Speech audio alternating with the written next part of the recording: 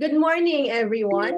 Welcome to all our online participants in the Transdisciplinary Social Development Public Colloquium. This conference is organized by the Ateneo de Manila University, Department of Sociology and Anthropology in coordination with the Nippon Foundation, University for Peace, and the Asian Peacebuilders Scholarship. From morning until afternoon, today, we will listen to the successful implementation of community intervention projects across Asia, conducted by our graduate students under the Masters in Transdisciplinary Social Development. And to officially open our event, let me now call on Dr. Jose Joel Canuday, Chairperson of the Department of Sociology and Anthropology, Ateneo de Manila University.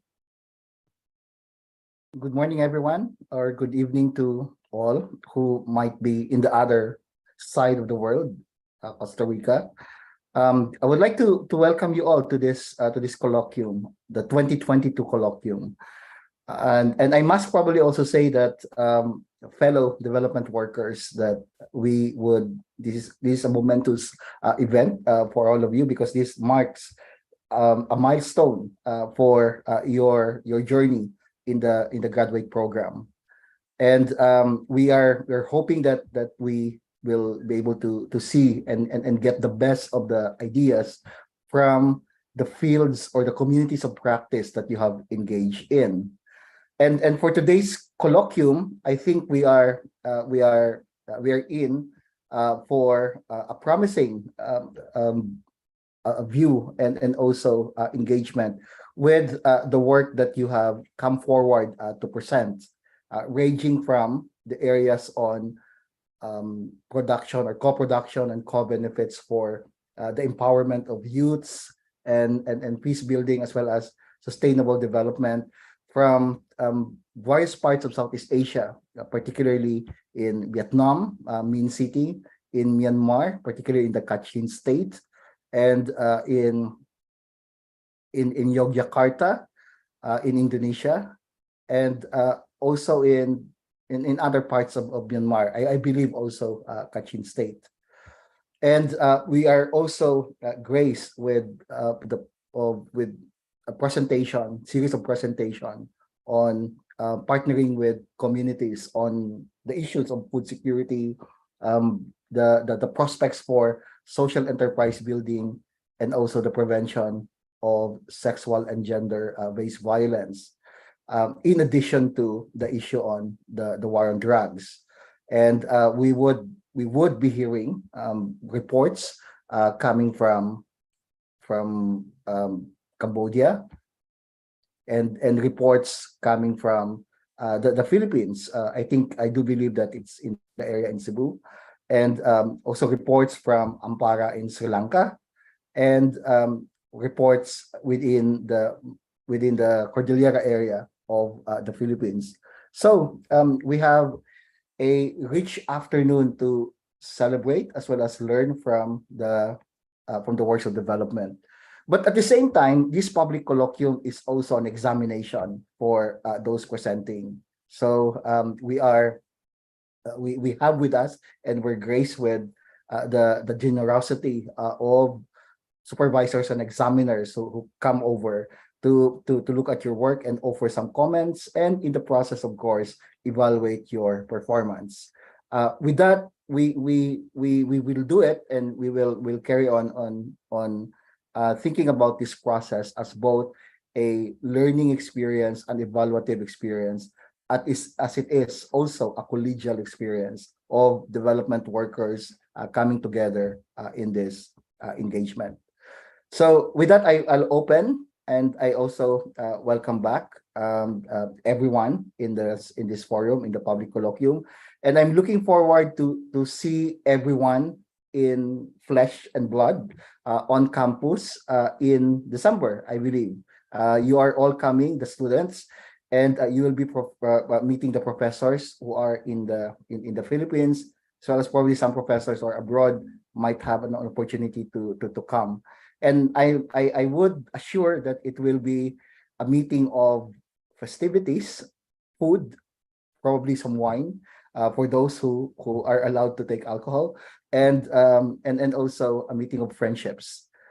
So good morning, and we'll see each other and look forward for a morning and afternoon of learning. Thank you.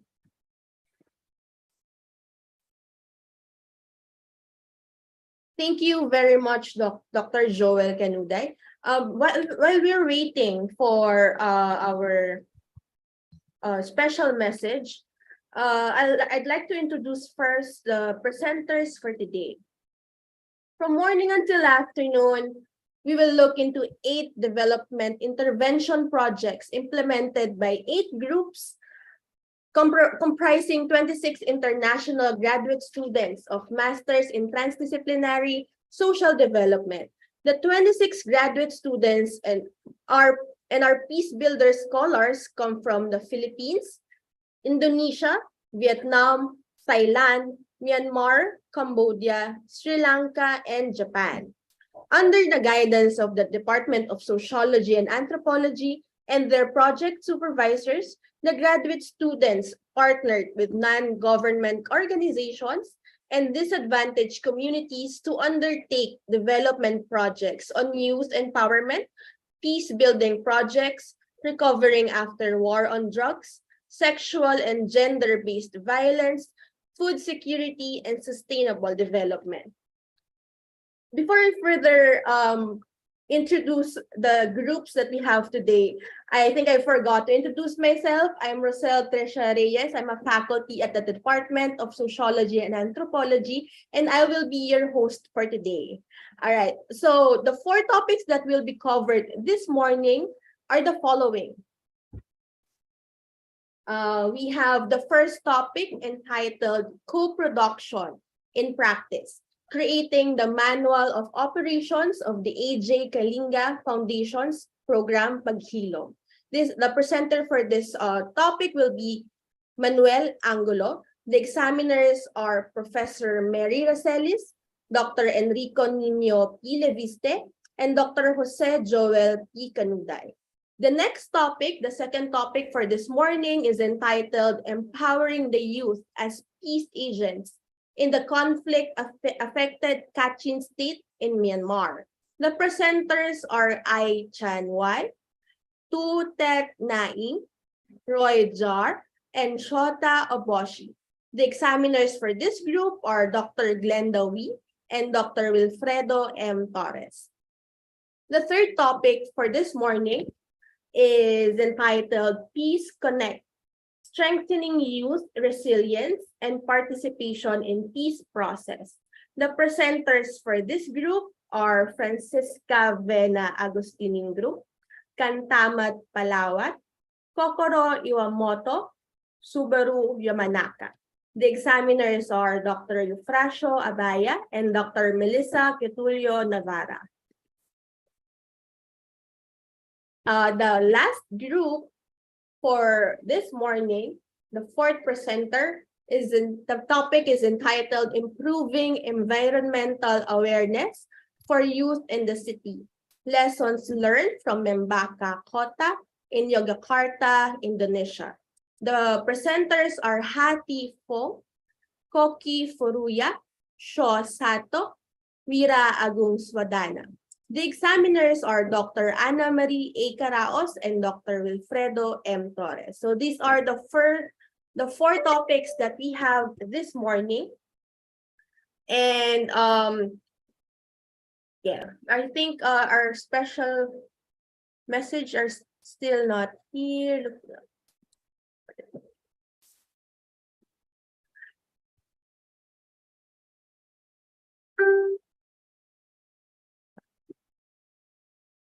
Dr. Joel, are you gonna say something first? No. Sorry. Sorry, I forgot to turn off my mic. It's okay. You can go on. All right. So while we're waiting, we'll have a video loop for us first.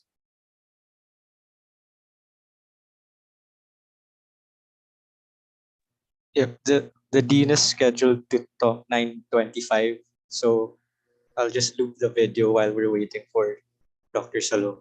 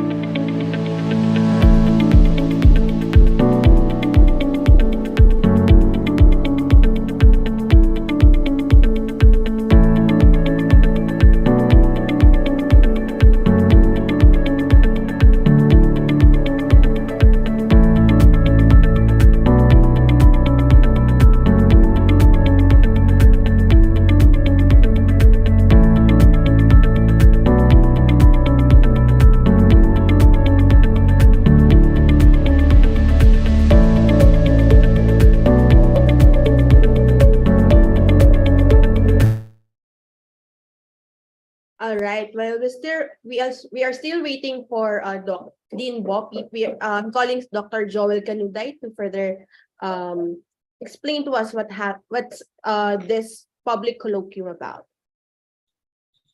Okay, thank you, Trish, and good morning once again. Okay, we'll probably just spend the few minutes to explain the mechanics of the public colloquium. So we'll have two sessions, as we all know. One in the morning that where four groups will be presenting to the public. We're saying the public because actually this has been open to everyone. The invitation has been sent out. And if there are people who would come in, then who are not familiar to you, they might be part of the public. And I do assume that there are already a few whom we invited to come over. So I would also wish to welcome them once again in the Zoom room. Now, during the public presentation, the group shall present, I believe, in 15 minutes, if I'm not mistaken, to be followed by a Q&A, question and answer, which will come in the form of examination from the examiners who were assigned to you. And after the examiners exhaust the question, will be opening the discussion to the members of the public. So the public, when I say other guests apart from the examiners, can raise questions on your respective work. The questions can also be critical in the sense that it could offer us some insights and push the possibility of rethinking development for a better imagination of how development should be. It could also range to ethical questions as it is about empowerment questions. So that would be the process of how the colloquium goes. For at least for the students, we will be evaluating and presenting grades, in a sense, at the end of the day, to be submitted to the registrar. It's also possible that you would have to revise your papers depending on the feedback of the examiners. Most often in the past, students do revise their papers, and that revision had to pass the threshold that the examiners had presented or suggested you to work on. So that's the way the public colloquium will be run, and the post-public colloquium. Now, for the submission of the papers, the revised one, we need it as soon as possible. I think that the deadline has been set by Dr. Navarra, because we are really hoping to see you in the closing ceremonies of the APS program. Now, I would just want to clarify that the closing ceremony is not your graduation yet. The graduation for both UPs and Ateneo will be processed and will likely be held in June, because it's part of the registration process, the registrar process of the university, and there would be reconciliation of the records of Ateneo and also the records of UPs in the process. You're welcome to join the graduation next year, and in June, and we would also look forward for you to if you could come. Normally the graduation would be done in either one morning or one afternoon. But I was told that our main special speaker for the morning has already come. So I think I would turn over the floor to Trish, the digital floor to Trish, to introduce our speaker. Thank you. All right. Thank you again, Dr. Joel Canuday. Now, and to inspire all of us in doing development work the transdisciplinary and co-production way, which is evident in all the projects that will be shared later on today, Let us all welcome Dr. Zarina Bupip Salome Akpedolu, the Dean of the School of Social Sciences, Ateneo de Manila University. Thank you, Trish. All right. Let me just make sure. Trish, can you hear me? Yes, We can po. hear you. All right. Dr. Jose Joel Canuday, Chair of the Department of Sociology and Anthropology. Dr. Melissa Navarra, Coordinator of the Master in Transdisciplinary and Social Development Program. Our students, faculty, and staff in the Master in Transdisciplinary Development. It is a pleasure to join you this morning. And I mean this, it's not just part of the script to say that it is a pleasure. I'm happy to join you this morning. As you may know, I am a professor of sociology at the Department of Sociology and Anthropology before I became the Dean of the School of Social Sciences in 2021. The Department of Sociology and Anthropology is the home department of the Master in Transdisciplinary Social Development. So in 2020, I was the first course instructor of the first course of the first cohort of this program. That course is the key concepts and critical debates in social, international, and transdisciplinary development. I truly enjoyed designing and teaching that course, and I hope you did too. I hope you still remember that course. That was the first course. That was the foundation course. I hope you had fun in the first course of the program.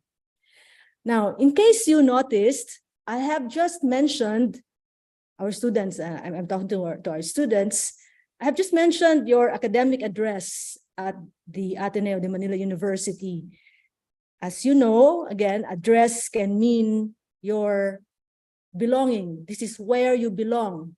So you belong to the Department of Sociology of the School of Social Sciences of Ateneo de Manila University. I will leave it to Dr. Canuday and your faculty course instructors to illuminate you on what it means to belong to a department of sociology and anthropology. But for this morning, let me tell you more about the School of Social Sciences. This is my second year in the deanship, and many of you from the School of Social Sciences must have already known that we have been promoting 3 elements of how we practice the social sciences in Ateneo de Manila University. The first element is belonging, fostering a sense of belonging as a way of ensuring the successful navigations of those who study and work in the university. The second element is translocal and transnational engagements as a way for us to understand the Philippines. And this being a very international group of students, this program is contributing much to the second element of making us Filipinos understand the Philippines better. And I think in your way, by being here in the Philippines and Costa Rica, you already have a richer way of understanding your own country. The third element is the problem-solving mode. We are used to be told that social scientists must be critical, but it's not enough to be critical. So belonging means for our students having a sense of commonality, mutuality, and attachment to the School of Social Sciences and the Ateneo, and also to a larger society. Transnational and translocal engagement means that we have a deeper understanding that it is through the local that the global works. And therefore, we have to have a deep knowledge and sense of pride of what we have in our own societies in order to effectively engage the rest of the world. And the problem-solving mode in the social sciences, which highlights that the job of the social scientist and practitioner or development worker is to offer not only analysis or critique, but practical results. With our teaching, research, and social engagements, your home, the School of Social Sciences, through you, will contribute to the strategic thrust of bridging cultural divides and all forms of divides that exist in this world. So today, here you are, presenting insights on the concept and practice of co-production. The theory of co-production also includes the principles of co-ownership and co-benefits. I think this is all covered in the title of the colloquium. You would have already seen firsthand co-production as the process through which inputs used to produce a good or a service are contributed by individuals who are not in the same organization. Co-production implies citizens' active role in producing public goods and services of consequence to them. So you've already known that. You're not just supposed to induce need. You have to find out what the needs are. Now, many of you would have already seen that some projects can be implemented following the theory of co-production, but there is a need to limit participation to certain things such as problem identification, project identification, prioritization, because proposal development, procurement, and implementation in consultation with the community, of course, would require or would rely on more educated and more committed members. So this is where you would come in, making sure that we are giving expert advice, expert inputs to the development projects. You would also, I suspect that you'd also see that the greater question about your engagement, about your projects, your capstone projects, is the question about closing the loop between policy design and social realities. So there is a great divide.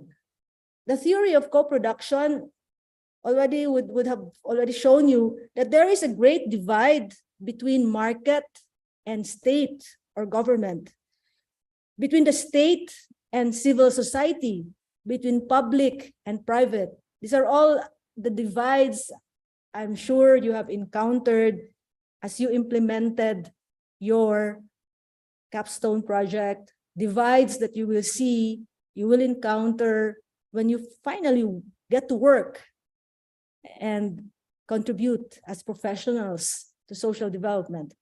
But so let me remind you that we already know these relationships. It's just that we don't know how to go about this. We called this a few decades ago, this was called the triple helix of government, what we'd call the state, the private or industry, and the academe.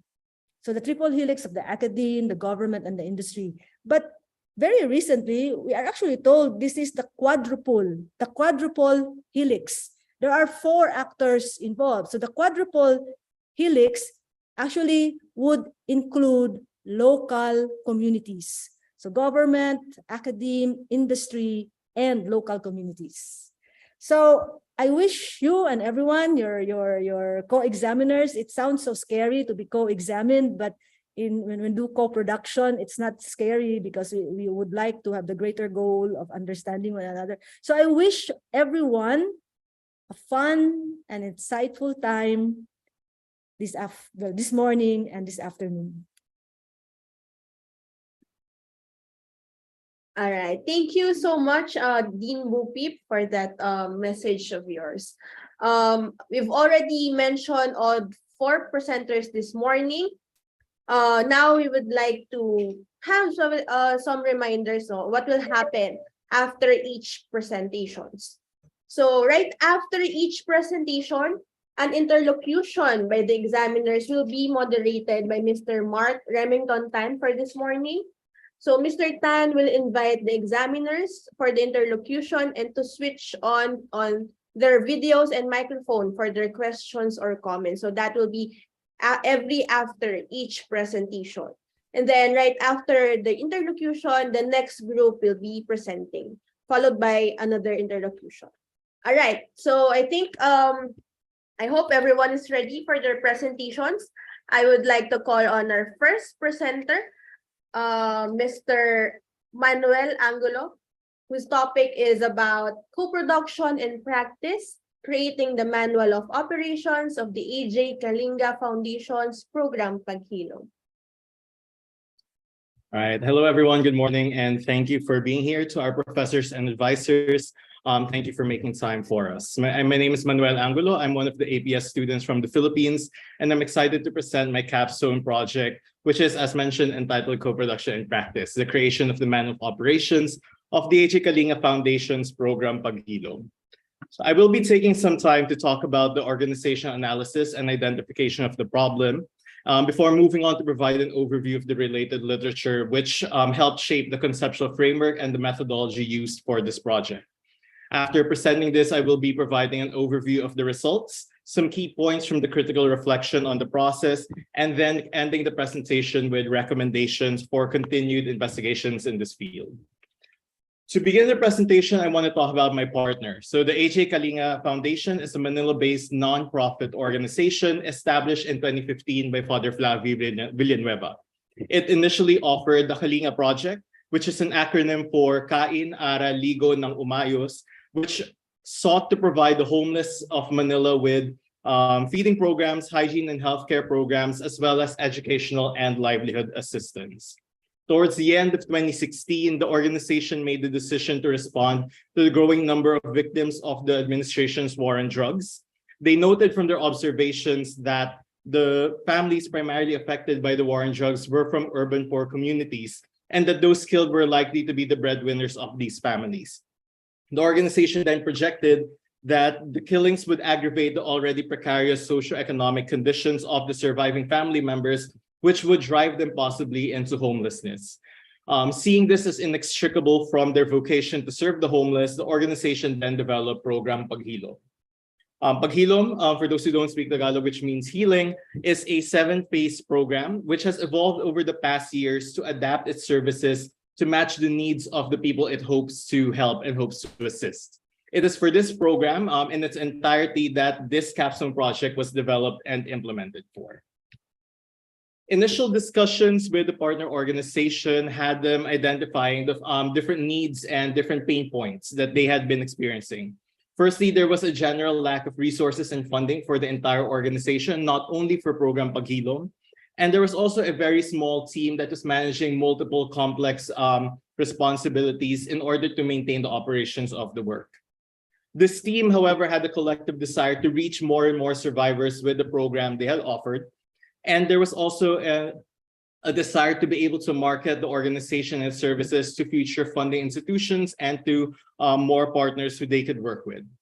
Listening to the organization, I found that at the core of these questions was the need to ensure the sustainability and integrity of program Paghilom, and this became the core research question of the project. Necessarily, sub-questions also emerged from this main question. Such as what information is needed in order to maintain the sustainability and integrity of the program. In what ways should this information be contained and communicated? And who should be part of this process of ensuring the sustainability of the program? Further discussions with the organization about their needs, as well as an assessment of my own skills as a development worker, brought us to this proposed solution that we would develop a manual of operations for program Paghilom. This document, once created, we found was also something that could be put towards the other problems they had identified, such as finding funders and finding partners and extending the program to other areas and communities in need. I then began to review related literature, and initially I was looking into literature into two primary themes. Firstly, on the war on drugs here in the Philippines, and then secondly, on manual production. Later on, as the review was being conducted, a third thematic regarding the literature on co-production emerged as something that became a core consideration of this project. The first category of literature regarding the war on drugs affirmed the different narratives that were shared by the A.J. Kalinga Foundation, that it was largely the poor who were affected by the campaign, and that there would be long-term repercussions to the communities and to the children primarily. However, it was very difficult to find records of existing programs that were being offered around the country. But what was interesting and what became relevant later, much more relevant later on, was that the literature highlighted the significance of survivor-based narratives and survivor-based efforts, and this became core to the framing of this project.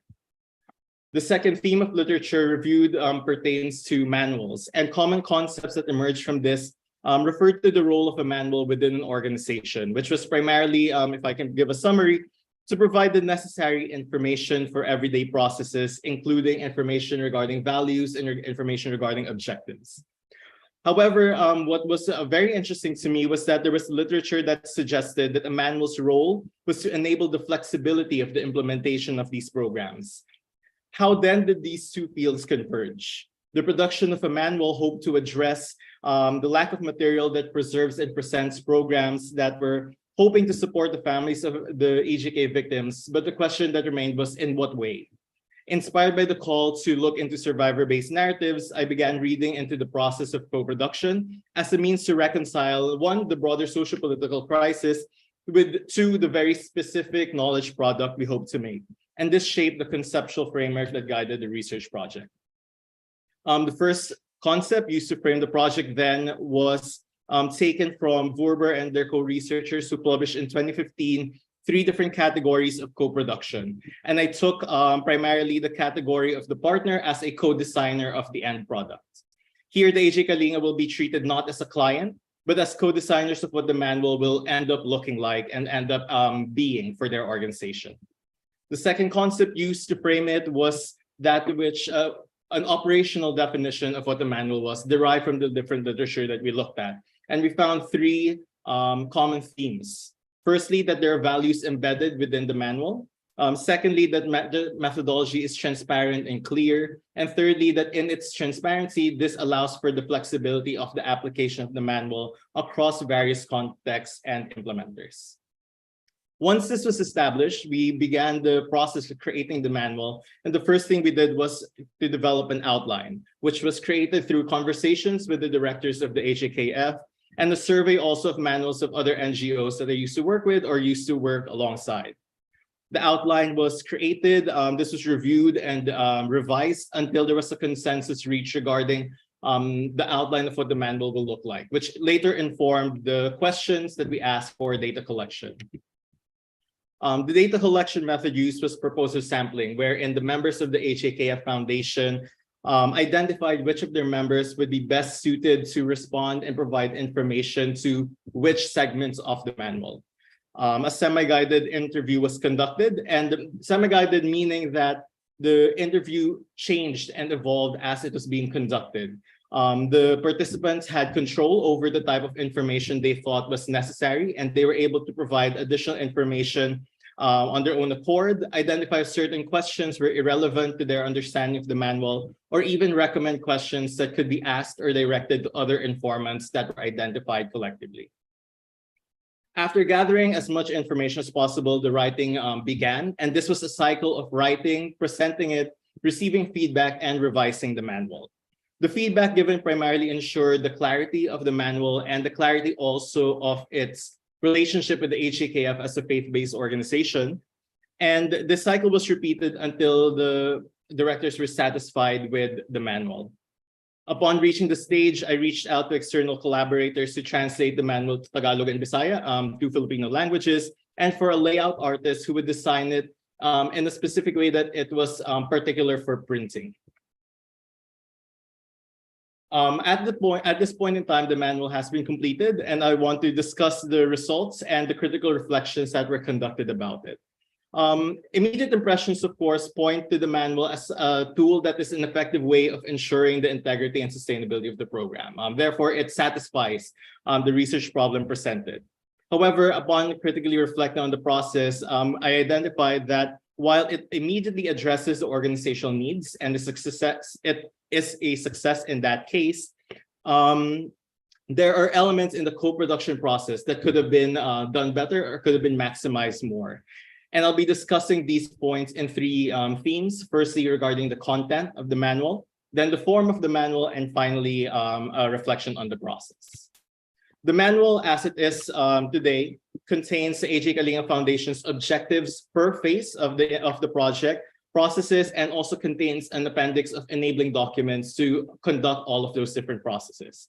It is also introduced by a preliminary section, which provides an overview of the history of the organization and the socio-political and religious context in which Program Paghilom was born into.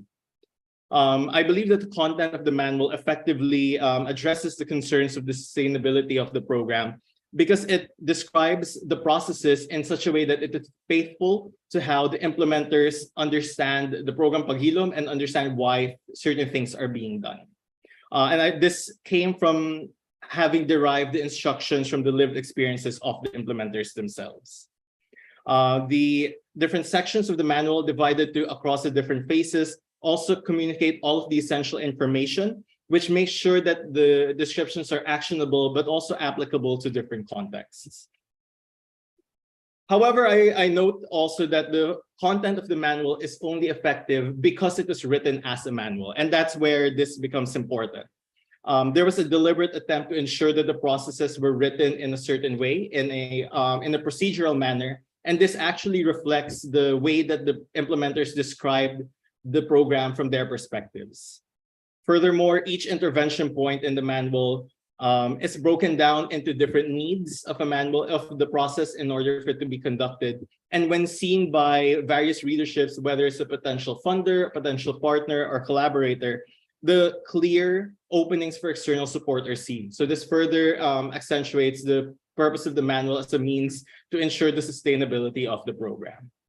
Lastly, and I do want to bring this before moving to the next point, the manual format itself, including points such as language, tone, and even the pace of the readership, were revision points raised a lot by the partner. So there were a lot of points raised wherein they recommended shifting away from an instruction-giving tone to a conversational tone, or shifting or breaking down large descriptions into smaller points to facilitate readership of their expected audience. However, this is where I bring up a lot of concerns around the process. The literature suggests that for co-production to be effective, there needs to be institutional readiness to allow for the decentralization of decision-making. And this is where it could have been done better. Firstly, while the entire staff was part of the manual, it doesn't mean that they necessarily had equal power. Because of the constraints of time, some of the decisions had to be made just by the directors rather than by the group collectively. But fortunately, this didn't change the essence or the core content of the manual. Secondly, having been the only person writing the manual, this meant that I had power over the way people would read it in the future, people who weren't part of the immediate working group. And lastly, I believe that while the literature presented being a co-designer as co-designer of the end product, I believe that this was an opportunity to extend that definition into the partner being a co-designer of the entire process of the production of the manual. Regardless, I do believe that the manual still satisfies the research problem. The creation of the manual is an effective way to ensure the integrity and sustainability of the program beyond its current and immediate implementers. And this thing that we had written effectively enshrined all of the processes and protocols and values that had become essential to Program Paghilom in an accessible, an understandable, and an actionable format. However, I do want to present three major recommendations should further research be done. Firstly, because of the time constraints again, there's no research that can be done regarding how the manual will be used. And I think this is essential to see whether it was effective in affecting the organization's everyday procedures. So I do recommend that should future research be done, we can look into how the manual is being used and how it has changed the practices of the organization. Secondly, I also wasn't able to be fully immersed into the practices of the organization. They also had no current implementations of Program Paghilom when I started writing the manual. So, and I believe that witnessing these myself and being able to engage in more nuanced conversations with the implementers having seen the program would have added more depth to the manual. Additionally, I do also recommend that the process itself be changed such that the participants can also help in writing the manual content itself. A remedy that I did in order to ensure that they can participate in shaping the manual is turning over the editable versions of all 3 languages to them. And lastly, my final recommendation is that more time should be allotted to introduce and to establish the premise of co-production, not only to the leadership of the organization, but to all participants, so as to foster a sense of collective ownership, and maybe shift from the very beginning the way that the process will be idealized and the process will be implemented. I believe that is the end of my time. Thank you for listening, and I look forward to the questions of the panel.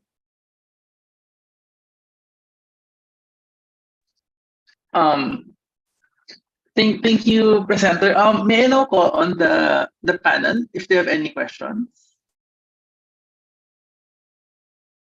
The panel is the panel the examiners, right? Yes. The examiners, yes, including you, Doc Mary.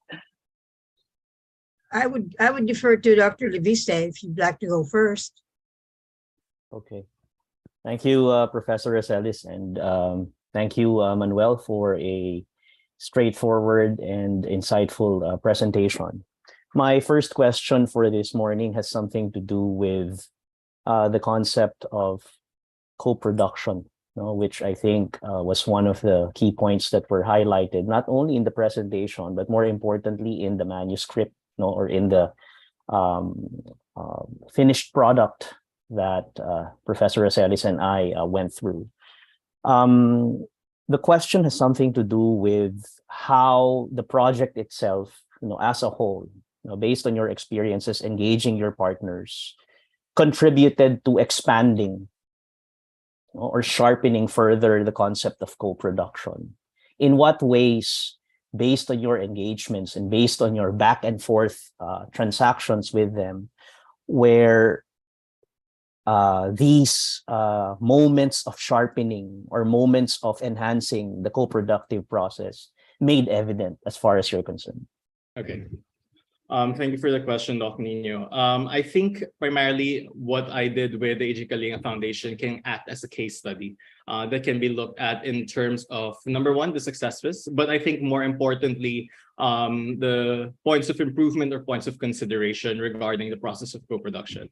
I think what becomes relevant, at least to discourse regarding co-production insofar as my project is concerned, are the lapses that I had in terms of implementing it. I think I highlighted in my discussion of results and in the recommendations in the manuscript that there were a lot of points that could have been done better, primarily in finding more ways for co-production to be made manifest, such as through the writing of different sections, or even in terms of disposition setting, not only of the partners, but also of myself.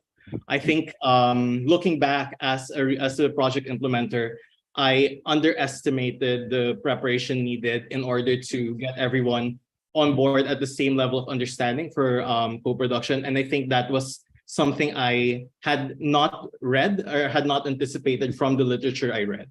And I believe that that's what I am able, through this case study, to be able to contribute further to discussions regarding co-production, learning from my mistakes. No? Thank you, Manuel. I will now turn over the virtual floor to Professor Rosales. Yes, thank you. Let me just say that I have followed this process from the beginning, and I really do commend Manuel for producing really, I think, an extraordinary product, not generally done in this way. So as a new approach to developing a manual, I think this is really a breaker in a positive way of how social scientists can connect with operations people. So that's the first thing. I think, let me just say, I really just have 4 points, even though that's maybe too many. Let me list them. I do think you should say to the group here the positionality in relation to what Dr. Leviste was saying. Why did you get involved in this? How did you get involved with it? So that your early beginnings with them maybe would be better explained. If you tell us and which I know you have it in the written form, but tell this group why and how you became interested in why you felt was important. Because one of the things we know in co-production is that on our side, the social scientists begin to get a sense of responsibility beyond the project. So what is, and that's beyond the scope actually of the department, because it is one semester or you get a degree, but that's the second part. How much do you feel you need to keep up yourself, even though the project is over as far as this is concerned, but because you have invested so much of your own interest, there is something that you might want to do. And for me, even for the department, what's then the ethical aspects that we enable students to do this, they get invested, but then they finish. Do we have a responsibility there to the community or to the group? Or do you have as a student in particular? So there's where the power relations issue comes in. I'm very glad you brought that in the co-production, because that is really key. And I think finally, what you presented is what the staff will need to know, but they will have to be training others. So it seems to me there will have to be another version, whether that's your responsibility or not, that there's a graphics that you actually enable the trainer of trainers to have a graphic way of communicating this to those who will actually have to carry it out. And I guess the question is, is that your responsibility? I'm not sure. And that's what I'd like to add. Thank you. All right. Thank you, Professor Mary. I just want to respond, I think, to the latter parts of what you had raised. Regarding the aspect of trainer of trainers, that was something we had discussed with the organization primarily, but that became, I guess, a complicated discussion because it's hard to do a trainer of trainers without a document to refer to train them with. So that's why we did choose to do the manual first.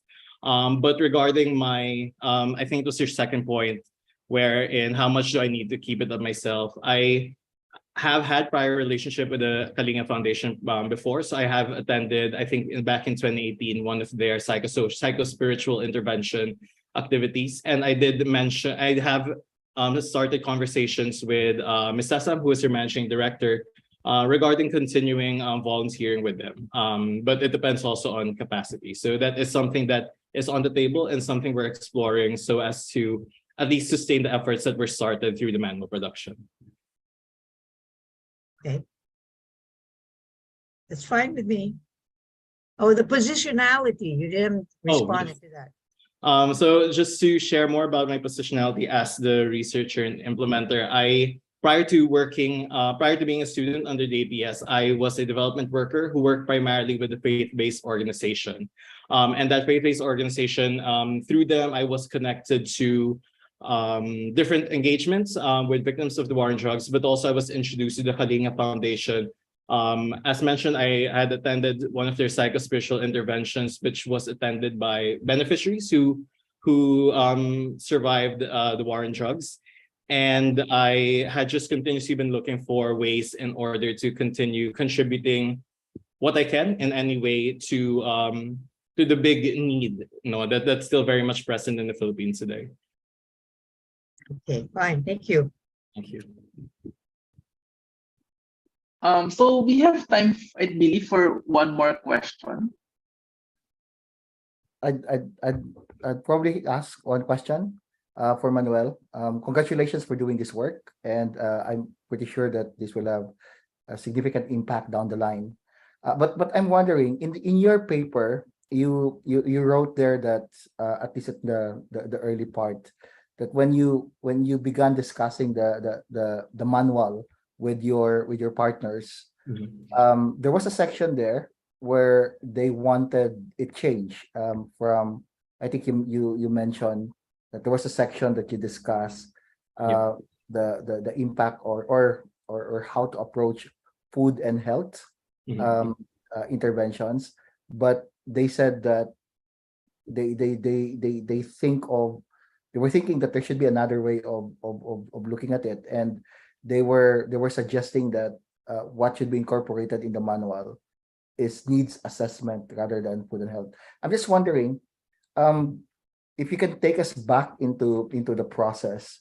How is this back and forth? Because the way I'm figuring it out, it's probably just an example of that back and forth that you had with them.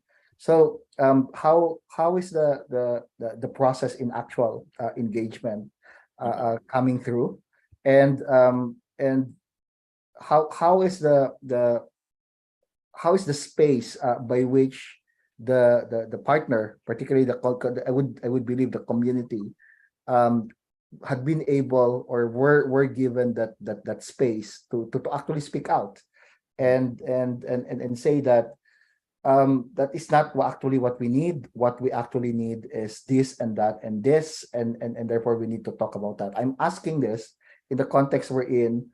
Normally, when development workers come in, a program has already been established, and it's just a matter of implementing it, convincing people to adopt, and that is being taken as consultation. That is also sometimes being taken as co-production. It's almost like a negotiation in a sense, and with that in the process, it's labeled as co-productive engagement. But in your particular engagement, how's the dynamic in that regard, and probably this is easier because you don't have a funder that's imposing what should be done. But in the case we're in, the project is funding driven, and then the donor would have a very particular agenda and a very particular shall we say demands. How do you think that can be addressed within that space that you mentioned in the paper? I'll explain a bit more about what happened in that part of the project before responding to how the relationship was with my partner.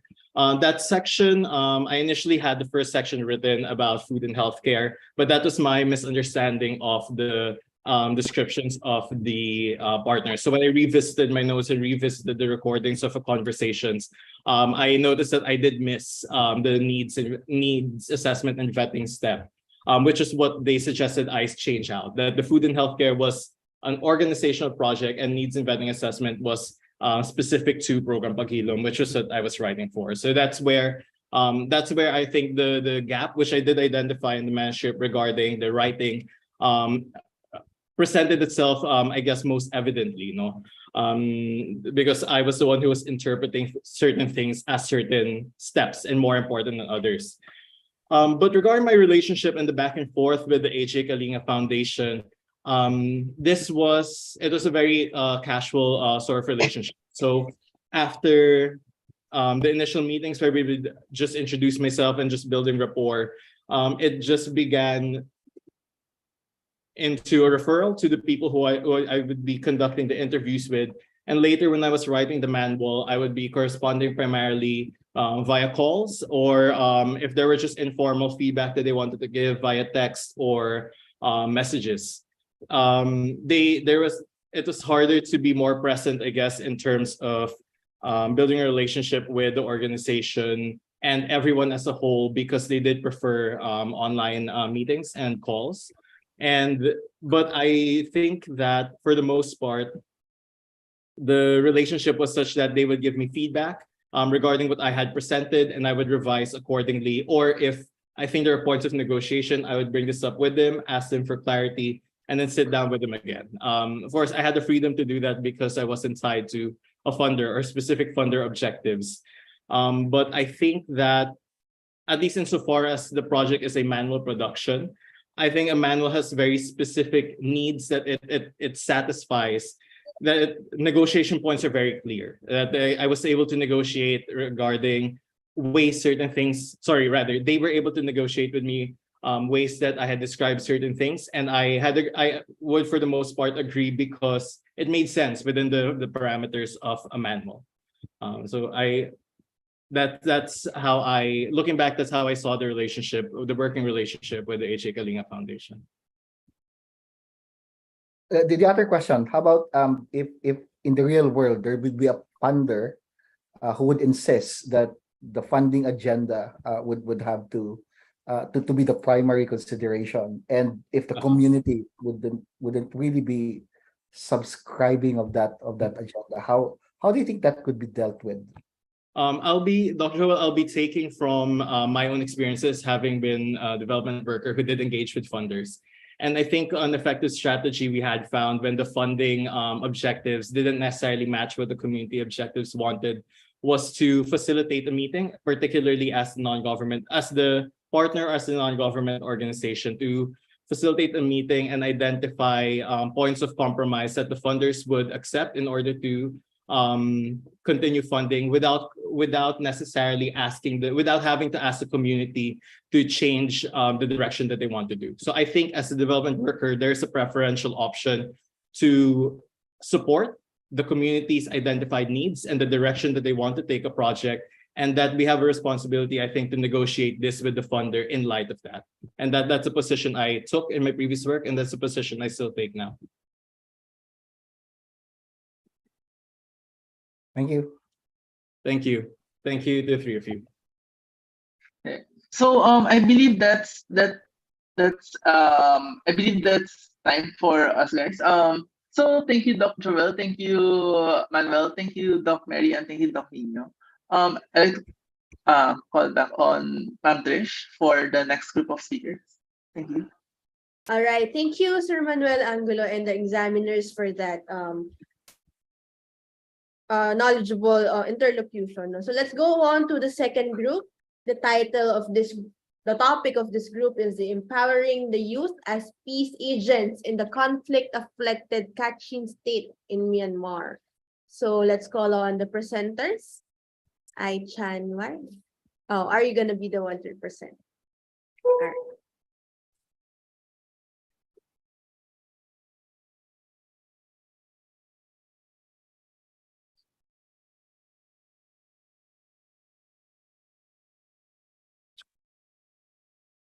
Yeah, Ranger, you can start.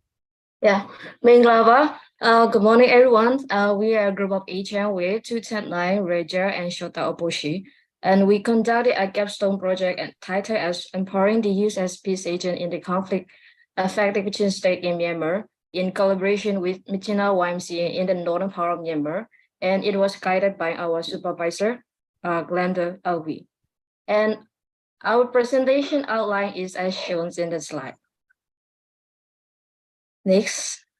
First of all, we'd like to introduce our partner organization. For this capstone project, we partner with youth organization Michina YMCA, based in Kachin State, and which has a lot of experience in conducting youth empowerment activity with multiple stakeholders to achieve its vision of building a just and peaceful world with community development and youth empowerment.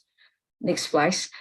Since our projects focus on youth, we would like to present the bigger problem faced by youth for peace building efforts in general and youth in our targeted project intervention area. Myanmar has been in conflicts for more than 6 decades and wasn't by another military coup in 2021, following a 10-year transition to democracy.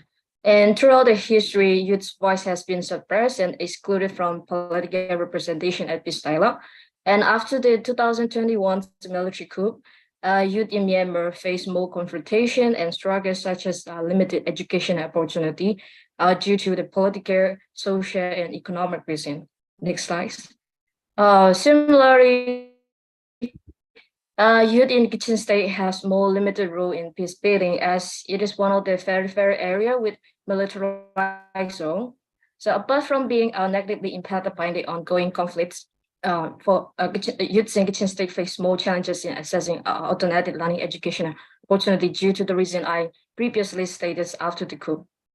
Despite having these challenges and constraints, our team strongly assume that empowering youth in Kachin State is a critical issue, not only because they face long-standing civil conflict and understand that the importance of having peace in their state, but also because they have fewer opportunity to access alternative learning sources. And if they have the necessary learning opportunity, they can positively contribute to their community and become agents of peace. And now Etienne will continue talking about our main arguments and project intervention. Thank you.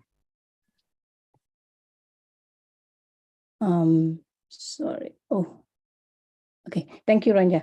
So therefore, our capstone team consulted with the responsible person or youth focused YMCA to discuss the possibilities of our project intervention to fulfill the needs of an organization as well as the needs of the youth in its networking.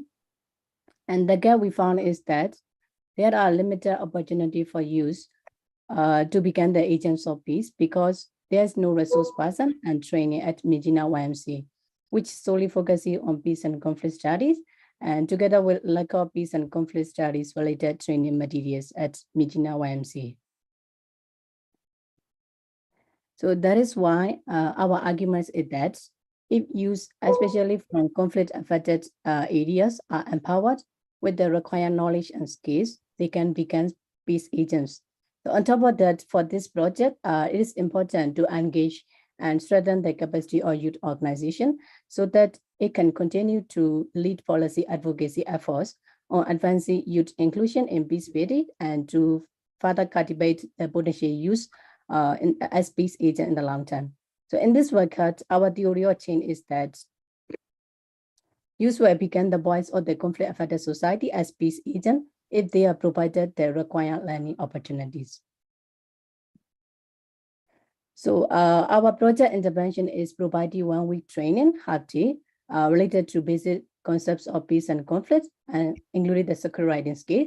And then we co-develop the training manual for the partner organization to replicate the cascaded training in the long term. So when it comes to project design, we follow the 4 phases. At the initial stage, we did consultations, meetings with our partner teams to assess the needs of the youth. Afterward, we developed a need assessment form and collected the result of the need assessment, in which around 90 youth filled the form, the result of which will be shown later. And then based on the assessment result, the training content was decided to meet the needs of the youth. So in the second phase, we carefully designed the training content and discuss with the partner organization as well as with the guest speaker to have a like interactive learning environment for the youth. And then we provided 1-week training with a hybrid mode. And in the third phase, our capstone team developed the training manual after consulting with the Mijina YMCA as well as after taking the feedback from the youth participants. So to evaluate the effectiveness of the training as well as to assess the knowledge change of the participant, we did the pre-test and post assessment before and after the training. So this is the summary of the need assessment results, in which 5 means the most preferred. And you all can see here, all the topics receive around 4 out of 5 scales. And it means that the participant prefer the topics, and we also encompass almost all topics except the human rights, because some participants mentioned that they have already attended this training before. So in the next slide, Htoo will go in detail about the assessment, detailed findings of the assessment form. Thank you, Isha. So when we analyzed the result of peace and conflict section of our training, we found out that the participants' understanding of the conceptual knowledge of basic peace and conflict study is significantly increased, as well as awareness of their important role in peace building. Next, please.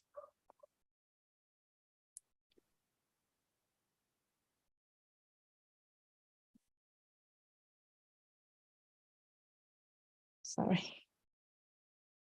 Okay, and then if we look at the result of the pre-test and post-test for understanding peace section that we included in our training, we can see that the participants' understanding of the definition of peace increased from not having the right answer in the pre-test to 55% of the participants selected the right answer in the post-test. And for other open-ended questions, like have you heard about positive peace and negative peace? If yes, could you please briefly explain that? And the question, what is everyday peace indicator? So the participants could articulate the answer very well in the poster, although they could not provide any proper answer in the pre-test, as you can see in the table on the right side. Next, please. And then to measure changes in knowledge about the concept of conflict after participating in the understanding conflict section. One of the questions asked in the pre-test was, have you ever analyzed conflict by using conflict analysis tools? Although most of the participants had never learned about the conflict analysis tool in detail before, many of the participants were able to answer the specific name of the conflict analysis tool in the posters. This indicates that the participants obtain some knowledge and understand the rules and differences of conflict analysis tools to some extent. Next slide, please. In addition to that, another highlight of the section on understanding conflict, as you can see in the slide, most participants have no idea what are the approaches to transforming conflict in their pre-test. However, they could mention different layers and approaches to transform conflict in their poster, which is an evidence to prove that they are equipped with new knowledge from this section. Next, please. And then in terms of natural resource related conflict section, when we look at the bar chart, we show the percentage of youth who choose the correct answer in the pre-test and poster. It indicates that there are changes in their understanding and knowledge, but the result of question 3 with a decreased number of correct answers illustrate that there are confusion on this section. However, the right side of open-ended question about natural resource costs clearly show that their understanding is significantly increased with the provision of partial or full answer in the poster, while most of the participants don't know in the pre-test. And then one of our training section focused on global policy framework on youth peace and security, UNSCR 2250. Looking at this chart, answer by the participant in the post-stats indicate that they are aware of the posted role of youth in peace and request for policy and program to ensure meaningful contribution and participation of youth in the peace and security agenda. Since most participants could identify 5 main pillars of UN Security Council in their post-stats. And then for the script writings and skills section, we found out that the participants show keen interest in writing script, identifying community issue together with their peers, and they were able to write the scripts after the section. Furthermore, they were stimulated to have deeper awareness of issues in pursuit of peace throughout the script writing sections. And then finally, we also did the final evaluation of the training by giving a chance to participants to rank from 1 to 5 about the quality of the online training, the fulfillment of training expectation, the relevance of the training contents to their needs and their levels. As you can see in the slide, most of the participants choose the highest rank for this session. And then in this slide, I will only highlight the assessment result related with a suitability of virtual training, where the responses are equally distributed and almost flattened in all the scales, meaning that although some prefer online mode, some don't like online version. So that's all about the results of our training assessment and evaluation. And now Shota will continue our presentation. Thank you, Htet. So after the training, we consult with the YMCA to decide the contents of the training manual, which will be applied in the future activities. And we developed the manual based on the feedbacks of YMCA, as well as the responses of the training participants in the post-test form. And in developing this manual, a delivery emphasis was placed on the essential topics most relevant to the context of the Kachin State, Myanmar. And we also had consultation meetings with the facilitator team to ensure that the interactions and context included in the manual were feasible for them. Afterward, the briefing sessions then were also conducted for each session of the training manual so that the facilitators have sufficient knowledge about how to use this training manual. As part of the cascading training plan, YMCA has recently done one pilot testing the training manual in weekly youth empowerment activities currently conducted every Sunday to give feedback on if the developed training manual is useful for the targeted participants. And this training manual will not only be used in future youth empowerment training of YMCA, but will also be integrated to their existing youth-related training. And next slide, please. So here's the training manual we developed. So in order to make it easier for facilitators to conduct similar training in the future, We put some information such as time allocation, sources of information, or points to note for each session in as much detail as possible. And as you can see on the timeline, our training manual co-developed with them will be integrated and used in the following month of March, June, and September and November of 2023 as project plan of Michino YMCA youth empowerment activities. Next slide, please. And we also face some challenges because we conducted the training in hybrid mode with the facilitators and some participants joining in online while some join on site at the YMCA's facility. Because of that, it was a challenge for us to facilitate group exercise or to have to get in touch more with participants. So it is recommended to conduct this kind of training in person rather than hybrid or online mode so as to avoid facilitation challenges and make the training more interactive when the country restores its normal situation. And time constraint can also be raised. Although the training covers multiple topics, focusing on important key ideas of the concept of peace and conflict studies within the training period, there is no adequate time to explain them thoroughly, which makes some first learners difficult to follow. And likewise, for the script writing session, time constraint is the biggest challenge for the youth, despite showing their potential of becoming the community's voice through their understanding of writing scripts. The participants also gave some comments to provide some more time, adequate time for discussion so that they could develop more reflective stories of their communities. And another limitation for youth is to perform outreach activities to become the voices of their communities, even though they have acquired required knowledge and skill because of the ongoing political situation. And next slide, please. So to conclude, as we mentioned, formal and informal learning opportunities for the youth are restricted in several ways in Myanmar, especially after the coup. So that's why offering informal learning opportunities through youth-centered institution is becoming an alternative solution. So we say to some extent, our generated project had positive impacts on youth from the conflict-affected communities by being empowered with peace and conflict training together with script writing skills, and benefited local partner organization to the training manual development. So, and in the future, it is expected that similar training will be implemented through training manuals with the aim of contributing to the empowerment of young people in Myanmar.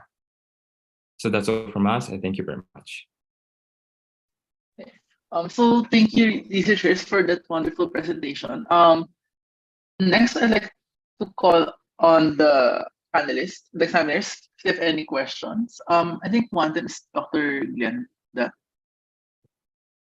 She here po ba? Yeah, so thank you.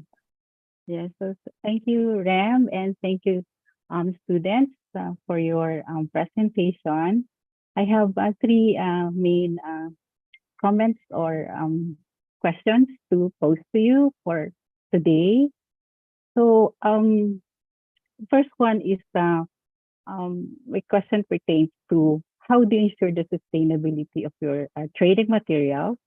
And also I would like for you to elaborate on what steps have you undertaken to ensure that the training materials will be continue to be used or useful for your partner organizations. Like in your presentation, like you pointed out that you co-designed the training materials for them.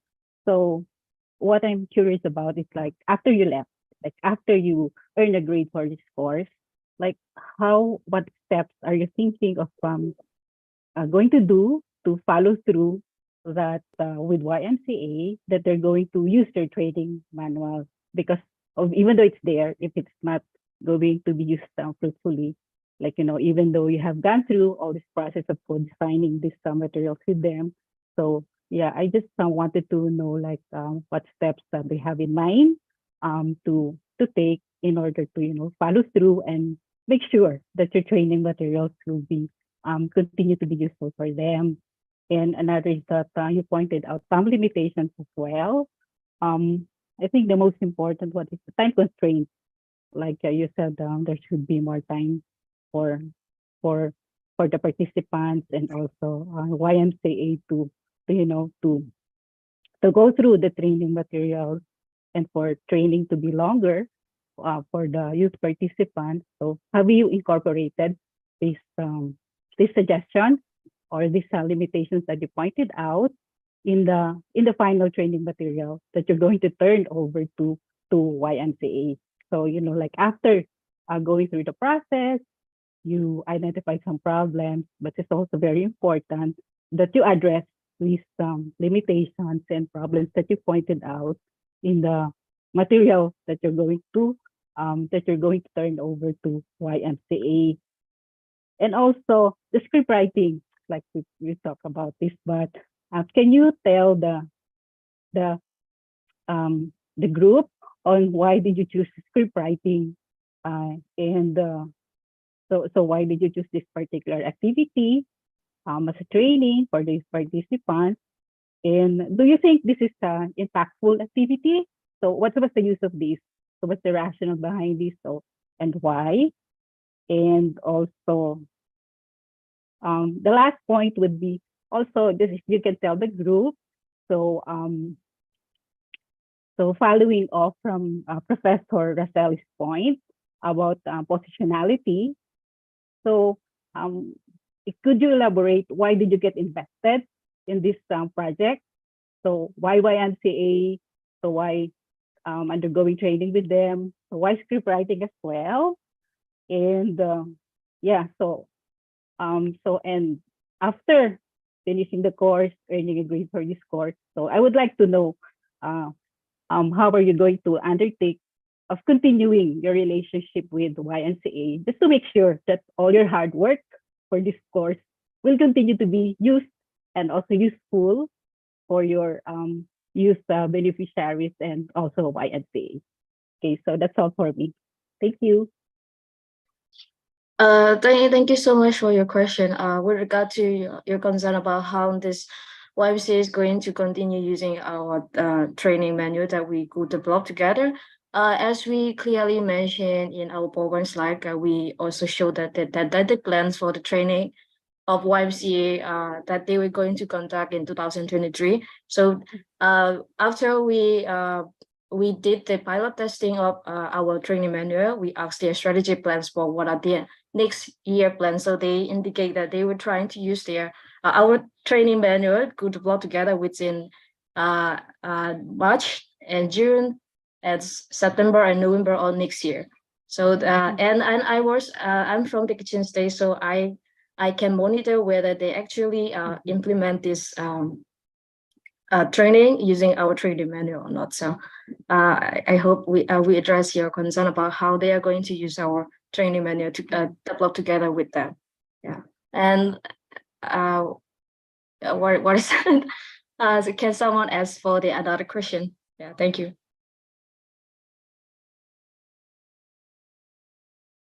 Thank you so much, Professor. So for me, I would like to address the question of why we wanted to put the sacred writing skill in our training. Because our project ultimate goal is we would like to empower the youth to become the peace agents of conflict-affected society. For us, the definition of peace agents is to become the voice of the conflict-affected society. I mean, to raise the social or like the community issues that they are like facing on ground, something like that. So we thought that we need to empower the youth, not only the conceptual knowledge of what is peace, what is conflict, and the basic understanding of peace and conflict study. We thought that in combination with it, that you also need to be equipped with a kind of like advocacy, or how can I say, like outreach skills. So our assumption is that if they can write their sacred writing, they can waste, by utilizing the concept of peace and conflict, and even they can identify that first they can identify the community issues, and then they can write the stories, and maybe by posting on social medias or by uploading on other like relevant page, they can do the outreach. So that's our intention is like the participant to become kind of like the voice of the conflict-affected society to raise their issue to the writer's audience.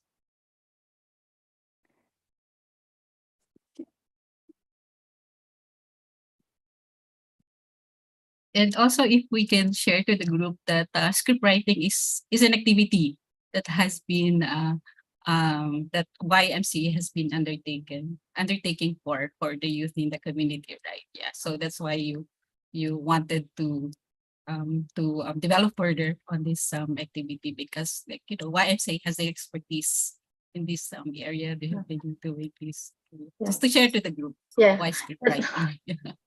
Thank you so much for adding that information. Yeah, when we design, we also want to use the resource person from YMCA. That's why we also included that section. And also we also want the participant to equip with the skill if in cases they have to raise the issue about the community where there is no internet. There's another way to express the community issue.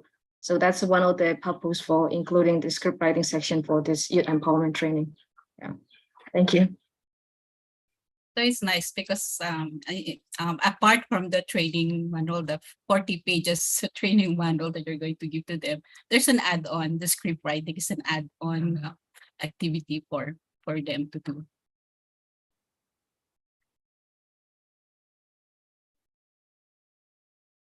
So thank you. Okay na po ba Doc Glenda with the question? Yes, I'm okay. I say. Yeah, I just wanted to. I just wanted to confirm Doc Glenda was okay.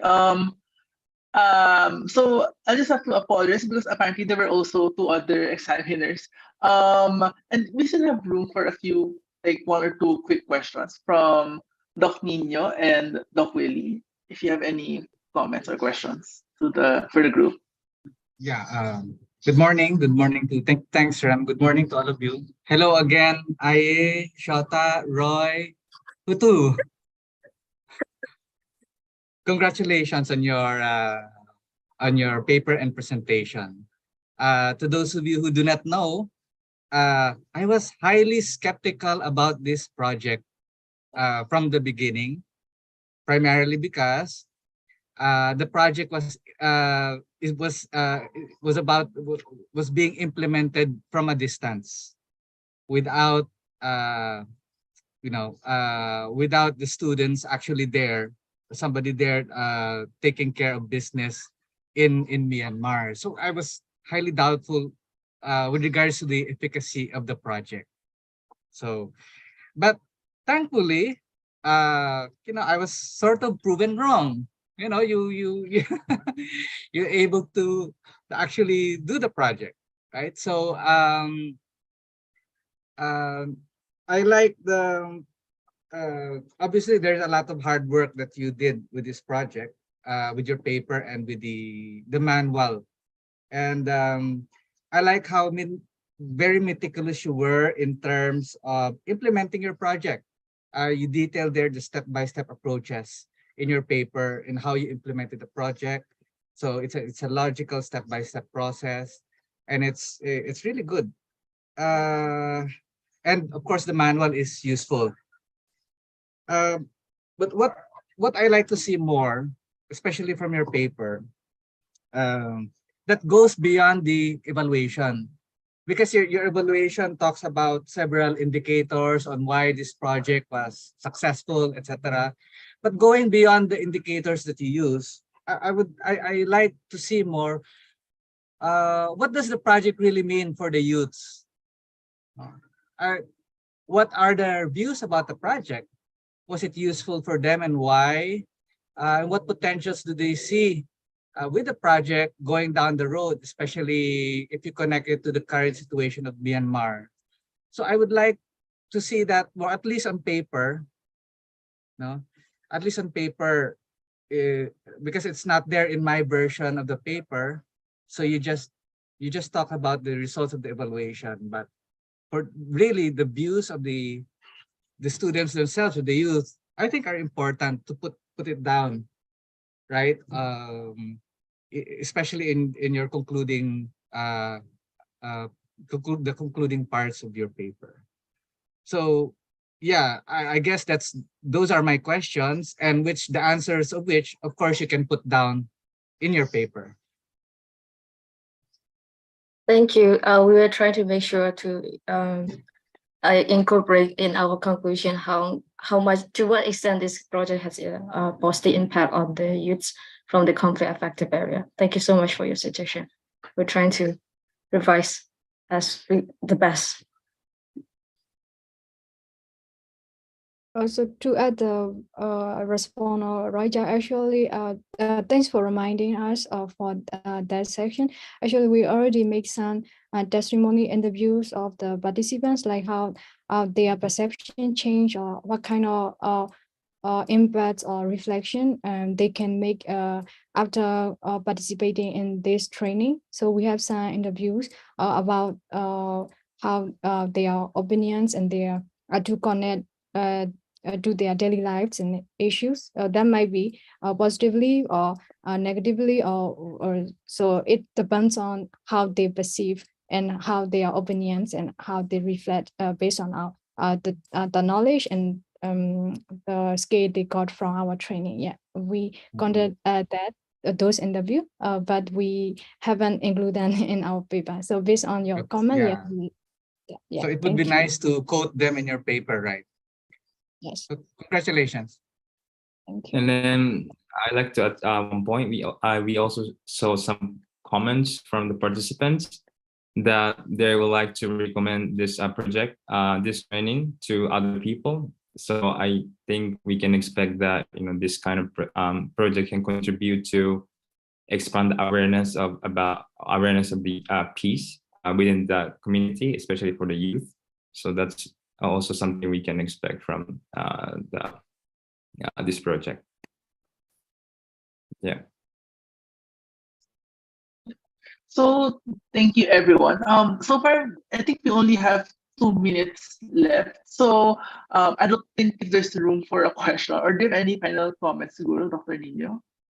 I have room Yes. for one more question, but first of all, I would like to congratulate Aishan, Tute, Shota, and Royjar for a comprehensive presentation and a very insightful conversation, as well as the way they engage the panelists' questions in the moment, quite commendable.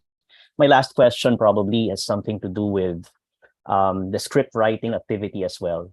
And this relates to the concerns that were raised by Dr. Torres, as much as the conceptualizations and the ideas of the youth involved in the training, are concerned. I would like to focus on changes because there's a pre-engagement and there's a post-engagement, based on the training that you did, where changes in the way the youth perceive themselves evident, and in what ways were these evident? So in other words, in terms of their roles as peace agents, were there changes in the way they saw what a peace agent meant, from the time they started the training and from the time they ended it? And what were these changes in the way they perceived themselves?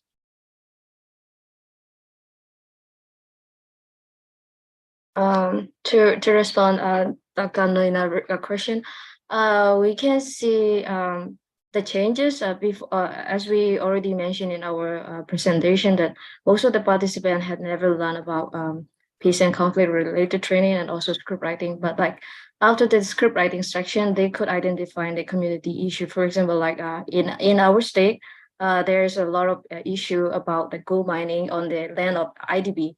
So they could identify this kind of issue, and then in their assignment, they are required to say how this problem should be solved and what are the challenges if they're going to solve this problem. I think through this exercise, they are aware that how they can be the voice of the community and how they could solve the problem for the community really affecting on them. So I think through that script writing section, they are aware of that they can act as a peace agents. Yeah. Thank you. All right. If there's room for a follow-up, just a quick follow-up, were there differences or distinctions in the way they define themselves as peace agents? Or was it a general sentiment across the board, meaning every one of the participants had one similar definition of what a peace agent meant? Or were there differences? With regard to that, we will just have to, based on our analysis and the feedback they give, like since in our training, we also focus on the youth peace and agenda, or youth peace security. Through that exercise, they also learn about how important they are and how they can be contributed to the community. So this is another way of assessing that whether they can access peace agents. So yeah, I think we can ask from our group. Thank you. Thank you. So thank you everyone, researchers, examiners alike. I'd like to go back to Trish for the next group. All right, thank you for the second group and the examiners for that group. Let us call on the third group. The topic for this group is Peace Connect, Strengthening Youth Resilience and Participation in Peace Process. Presenters are Francisca Vena Agustining Group, Kantamat Apalawat, Kokoro Iwamoto, and Subaru Yamanaka. The examiners for this group are Dr. Eufrasio Abaya, Dr. Melissa Kitulio Navarra, and Dr. Glenda L. Good luck. Okay, so I will share the screen first. Okay.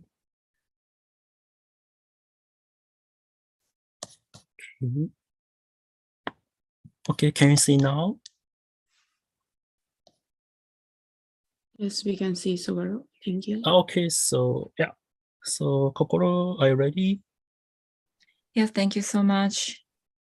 Okay, so 3, 2, 1, go. Hello, everyone. We are Peace Connect team, and our presentation is entitled Strengthening Youth Resilience and Participation in Peace Processes. We have Kantama, Francisca, Subaru, and Kokoro. Yes, and this is the outline today. And we are starting with the introduction. Next slide, please. So as it has been reported widely, in February 2021, the military staged a coup and overthrew the civilian government. It caused massive displacement and severe economic and humanitarian crisis in the country. Thailand has received many displaced people from Myanmar. They are residing in temporary refugee camps on the Thailand and Myanmar border. Following this crisis, Myanmar youth participation in peace processes faces severe challenges. Next, thank you. So here is the essence of the framework applied into this project. Because we chose the displaced students from Myanmar as our target, the status quo of Myanmar, the theories, and our project scope are interrelated in this chart. UNSCR 2250 as the first United Nations Security Council's resolution on youth, peace, and security to encourage the states to set mechanisms enabling youth to participate as peace builders. On its two pillars, it ensures youth participation and partnership. UNSCR 2250 insists that youth have their own agency and capabilities to create peace, and the establishment of this resolution was to respond to the youth birth theory, which perceives youth will be a cause of conflict and violence. Therefore, we paid our attention to Amartya Sen, saying that greater freedom enhances the ability of people to help themselves, in his remark named Development for Freedom. This concept of freedom is manifested through the human security approach that encourages to not only focus on those who are vulnerable, but also on those who are potentially vulnerable. Inspired by his thought, our project defined the opportunity for education as freedom, and the students who migrated or displaced from Myanmar to Thailand are potentially vulnerable. Then we decided to give peace educational workshops to the students of Minma High School, which is our partner, who were considered as potentially vulnerable. Meanwhile, the Education for Freedom by Paulo Freire claims that critical consciousness is the significant variable in the achievement of freedom. The school and our project shares the same ideas that critical thinking approach will be an effective way for encouraging learners' consciousness and raising awareness.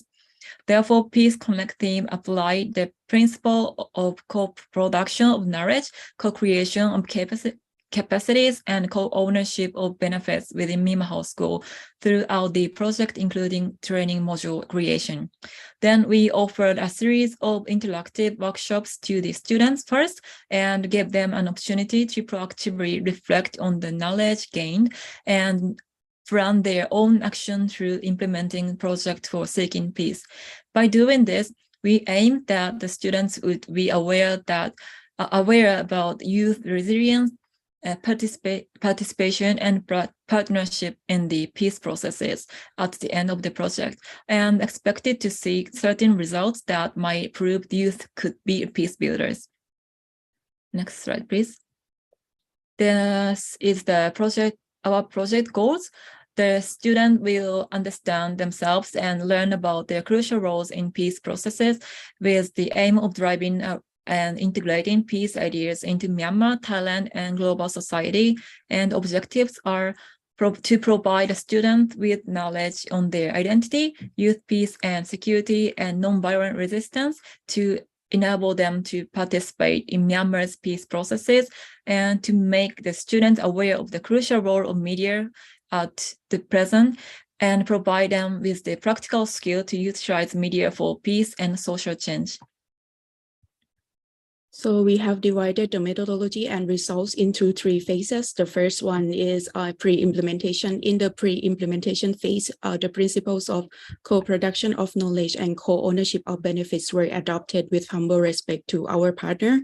Specifically, these were shown when we initiate different discussions with Myanmar School on sharing school information, obtaining informed consents, and conducting needs assessments with the students and teachers. Then Peace Connect project design and the training modules containing a series of workshops on youth and peace, nonviolent resistance, media for social change, and students' peace projects were developed together to meet their needs of the trainings and also aspirations to participate in peace processes. We also encourage the teacher and volunteers to be our co-facilitator during the field activities. Connecting implemented 2 main activities in our project, including a series of mini workshops and student mini project activities, in which each activity serves a different purpose. First series of mini workshop. Peace Connect team conducted a series of mini workshops from 3rd October until 7 October 2022, where 96% of the target students attended all the workshop sessions. Our workshop activities were intended to strengthen student understanding of their identity as youth and their role in peace processes. Hence, we provide the student with new knowledge on youth identity and peace and security, and nonviolent resistance, as well as strengthen their capacity to utilize media for social change.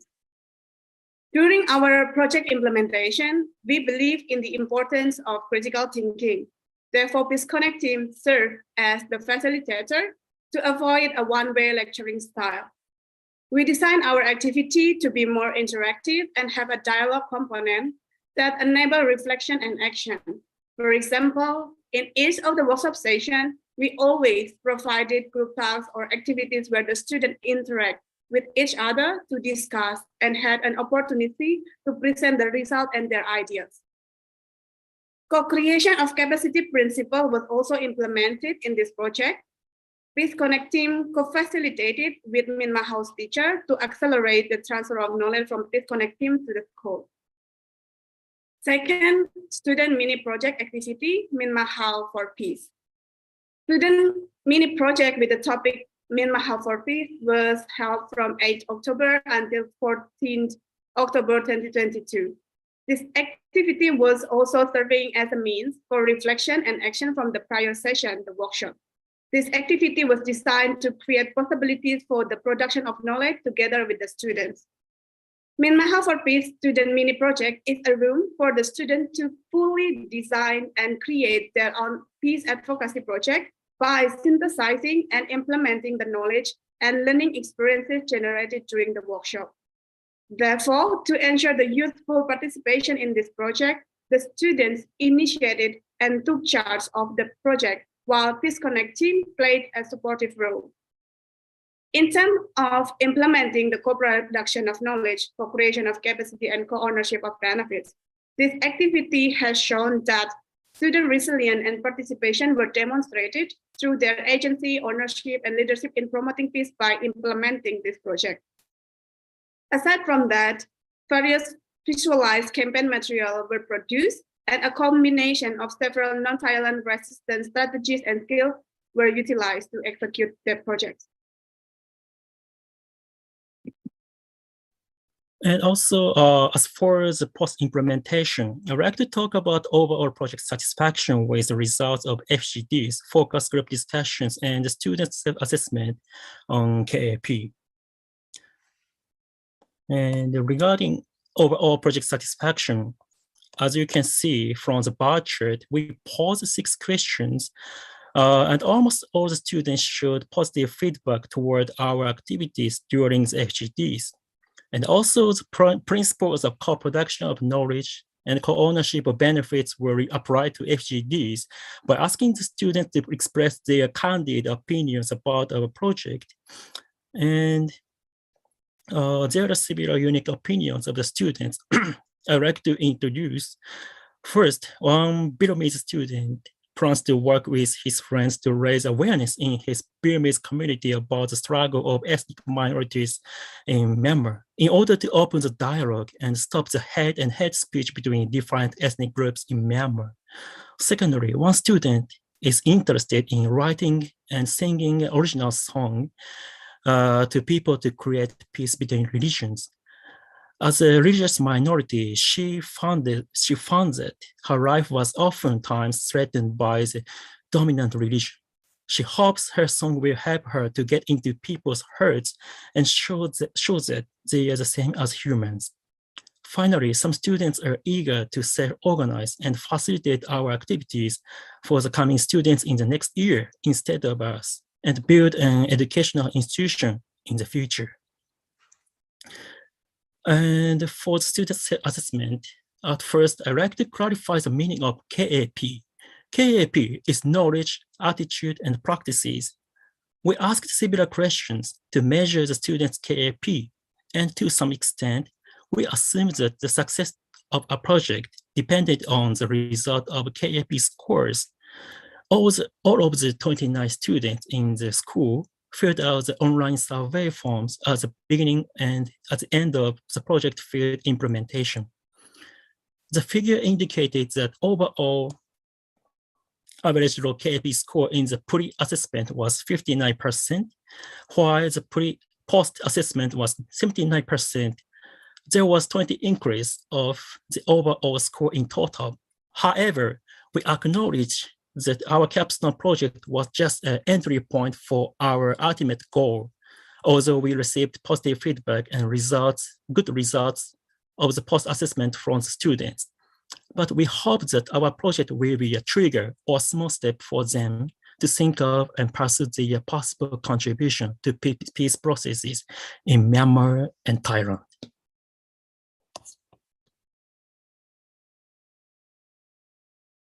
So Peace Connect team encountered 3 main constraints that may limit the project's outcome and goal.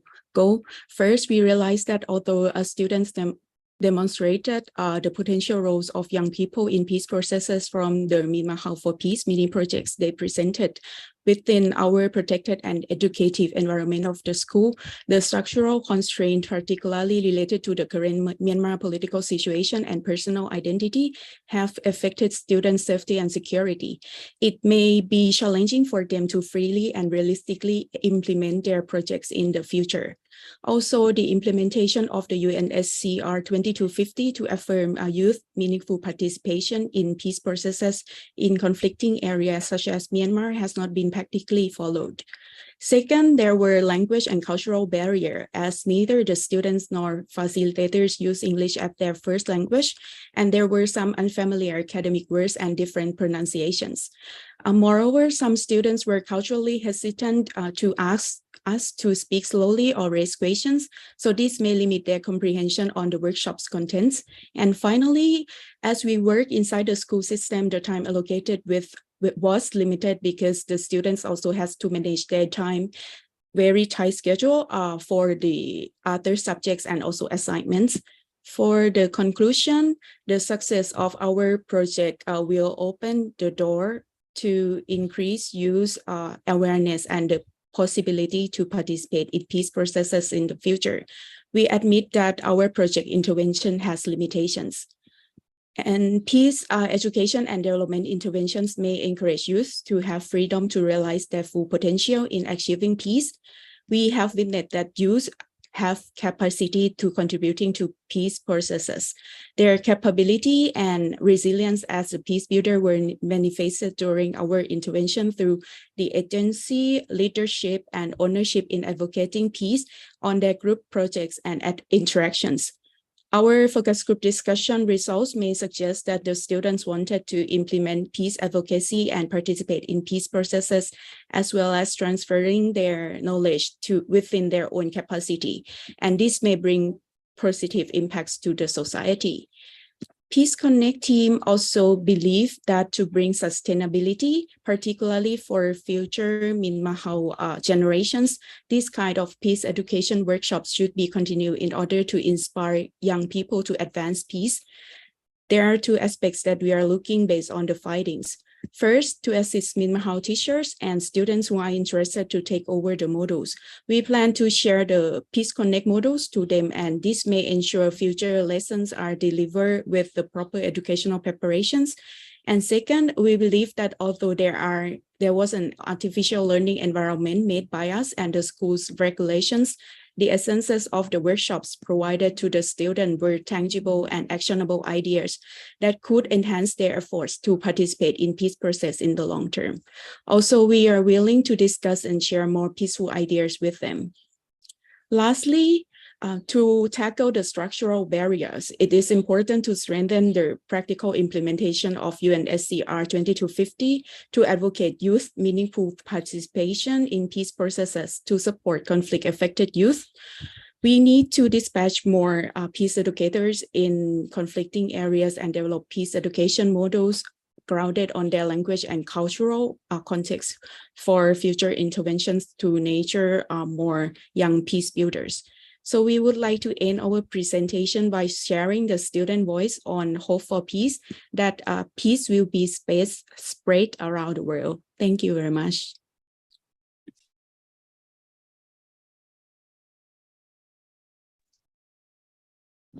So thank you for your presentation. Now I'd like to introduce and call on our examiners if they have any questions or comments.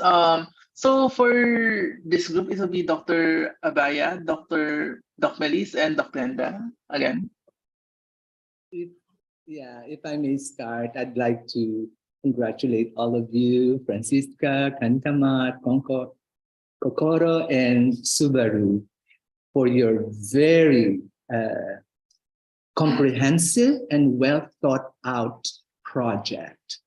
I want to underscore the fact that in your presentation, there is a great deal of humility on your part.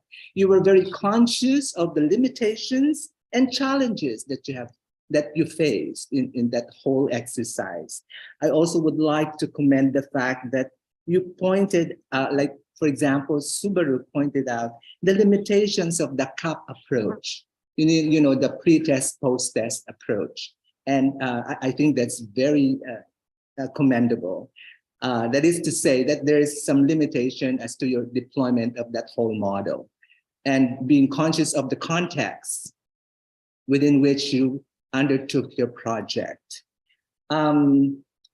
I think if I may suggest some kind of a summative statement in your report, and which is connected to the issue of sustainability, it may help if you would be able to make some kind of a summary of the enabling factors on the one hand, and the constraining factors or barriers to youth participation in the peace process. That would be another way to kind of encapsulate your work in the end, in your conclusion.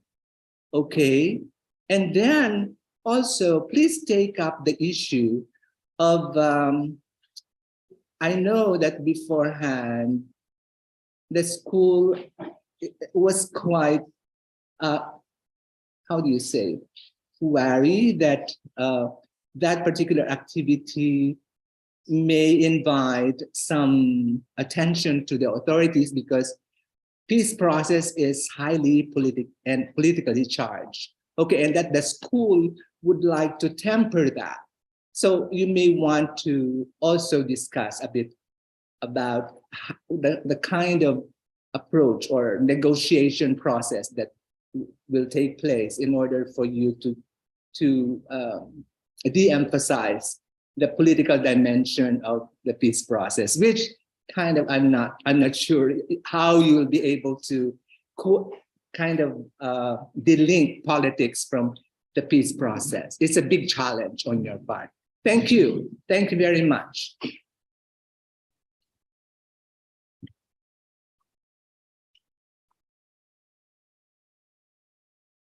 Thank you very much, Dr. Abaya, for your insightful feedback. So we will take on those of your words, and we will try to improve our activity or our manuscripts as well, and also consider it during all of our even the future interviews. Thank you. Yes, thank you also. Thank you for the comments, Dr. Abaya. Any other questions?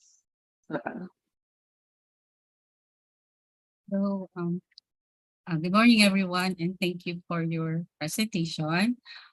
Because I'm basing my question based on your presentation. I didn't really have the time to go through your paper, so I just glanced through it very quickly. So based on your presentation, the school where you implemented the training is in Myanmar. It's in the border area. Is that correct? It's in Thailand. The school It's is in Thailand. It's in Thailand. And then the students are immigrants, the refugees or immigrants coming from Myanmar. Okay, so all of those whom you implemented the training for are Myanmar students. Is that correct? So I was just wondering, are there Thai students in the school as well? There is no Thai students in the school, only the students who migrate from Myanmar. Oh, okay. So they are the okay, yeah. Because my question is like, if this school is in Thailand, and then there are immigrant students going there, like it would be also a good idea if like the Thai students would also be sensitized about peace building, peace process, especially on how they welcome or accommodate refugees or youth, immigrants who are running away from a very violent situation. Okay, yeah, and also I read through your abstract that you mentioned some limitations, and one of which is the language and cultural constraints, which you pointed out in your presentation as well. So going forward, so what's going to happen? So after conducting this training, is the school going to conduct like a follow-through training using the training materials that you use? So given this some limitation that you pointed out, like how are you going to address these limitations in the future training material that the school is going to implement in the school?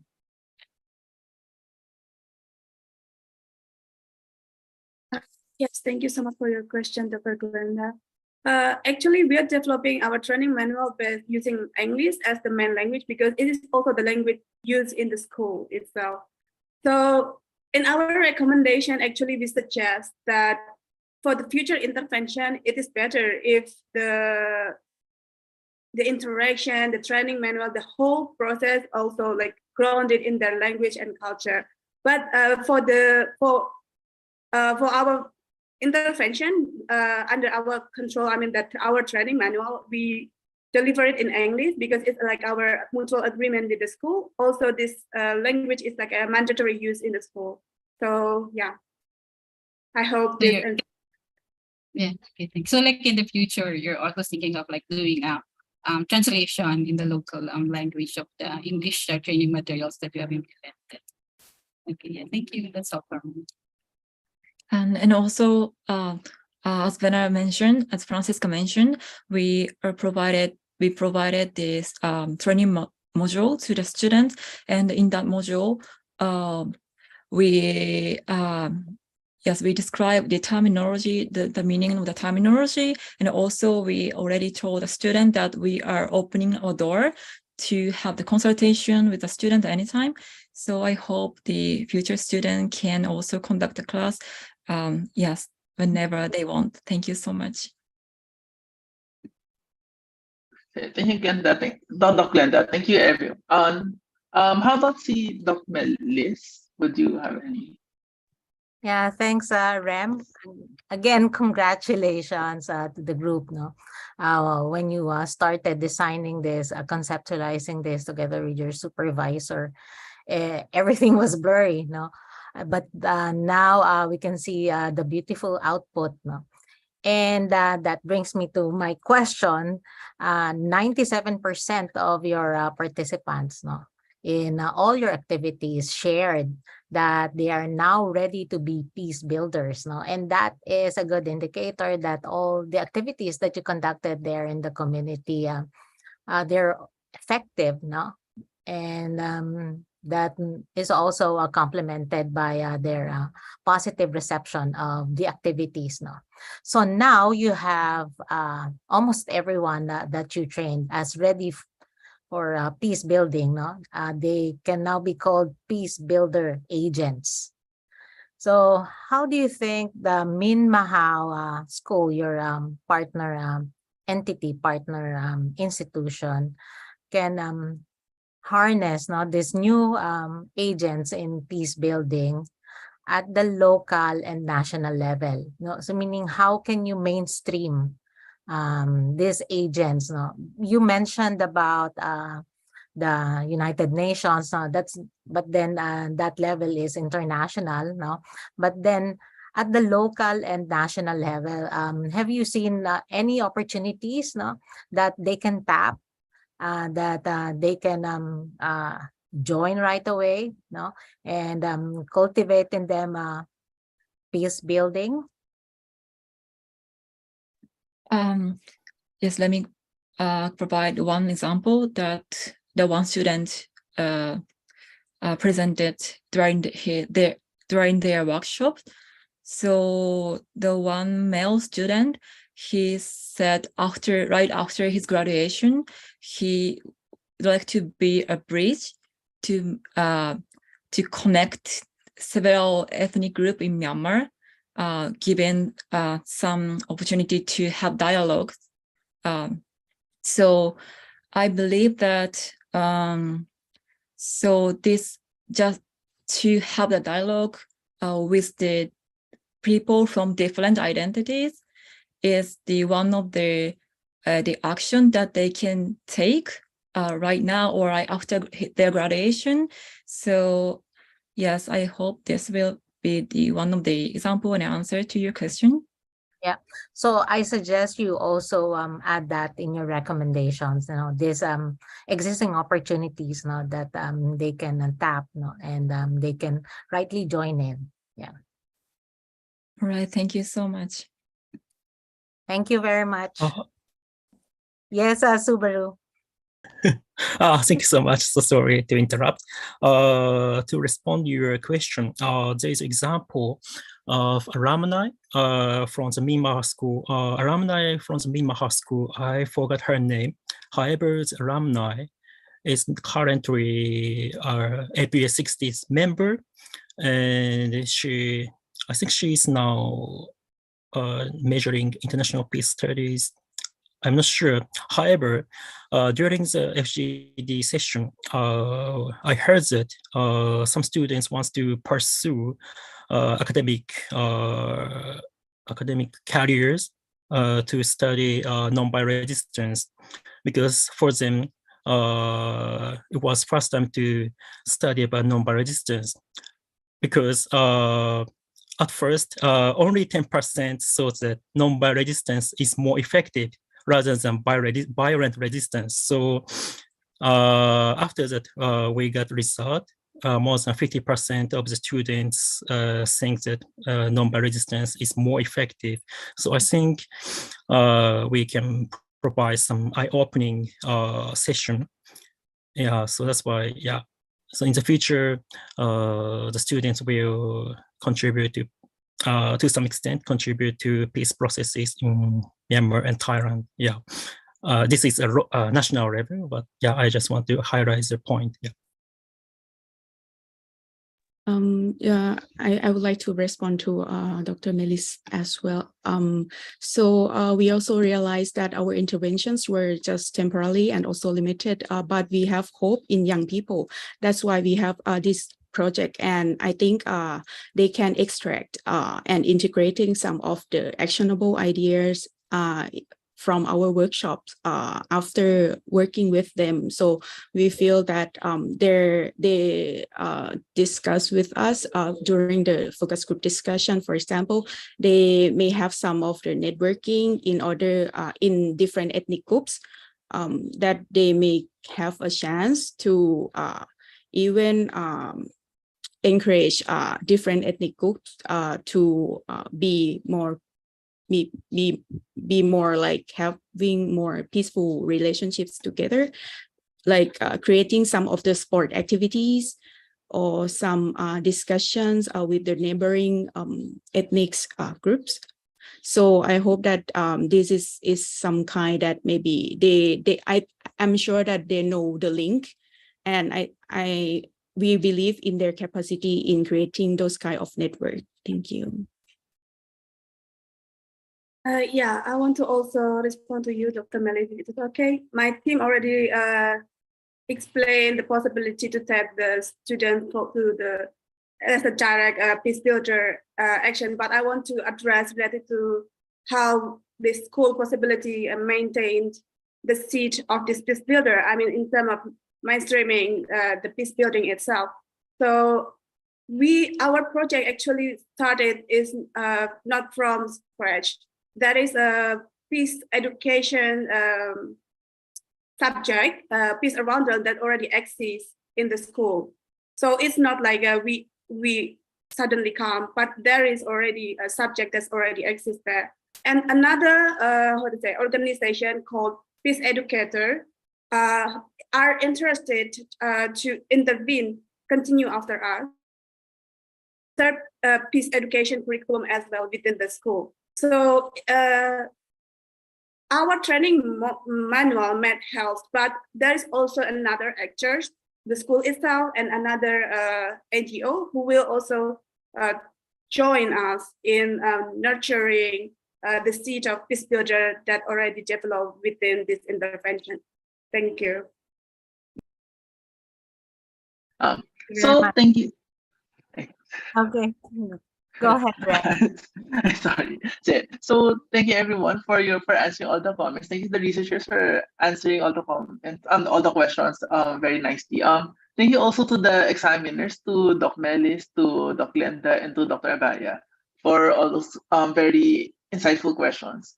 So I'd like to give the mic back to Ma'am Trish for the next group. All right, thank you, Sir Rem, and for Group 3 and the examiners for a wonderful discussion of your topic. No, so let's call on the last group for this morning, Group 4. The title of their presentation is Improving Environmental Awareness for Youth in the City. Lessons learned from Mbaka Kota in Yogyakarta, Indonesia.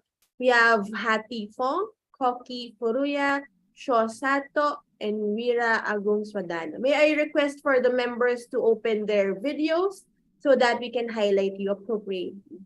Thank you.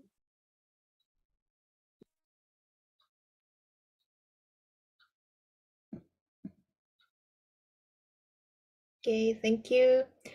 Good morning, everyone. And today we will talk about our capstone project, Improving Environmental Awareness for Youth in the City. Lessons learned from Membaca Kota in Yogyakarta, Indonesia. And we are Fum, Koki Furuya, Wira, and Show. Then our partner is Kecil Bergerak. We call them Kabe. Let's get started.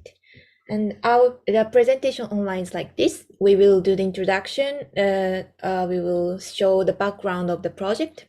Then showing the analytical framework with the literature review results and methodology, results, discussion and limitations, then conclusion and recommendations. So I will introduce the background of this project. It's about environmental education.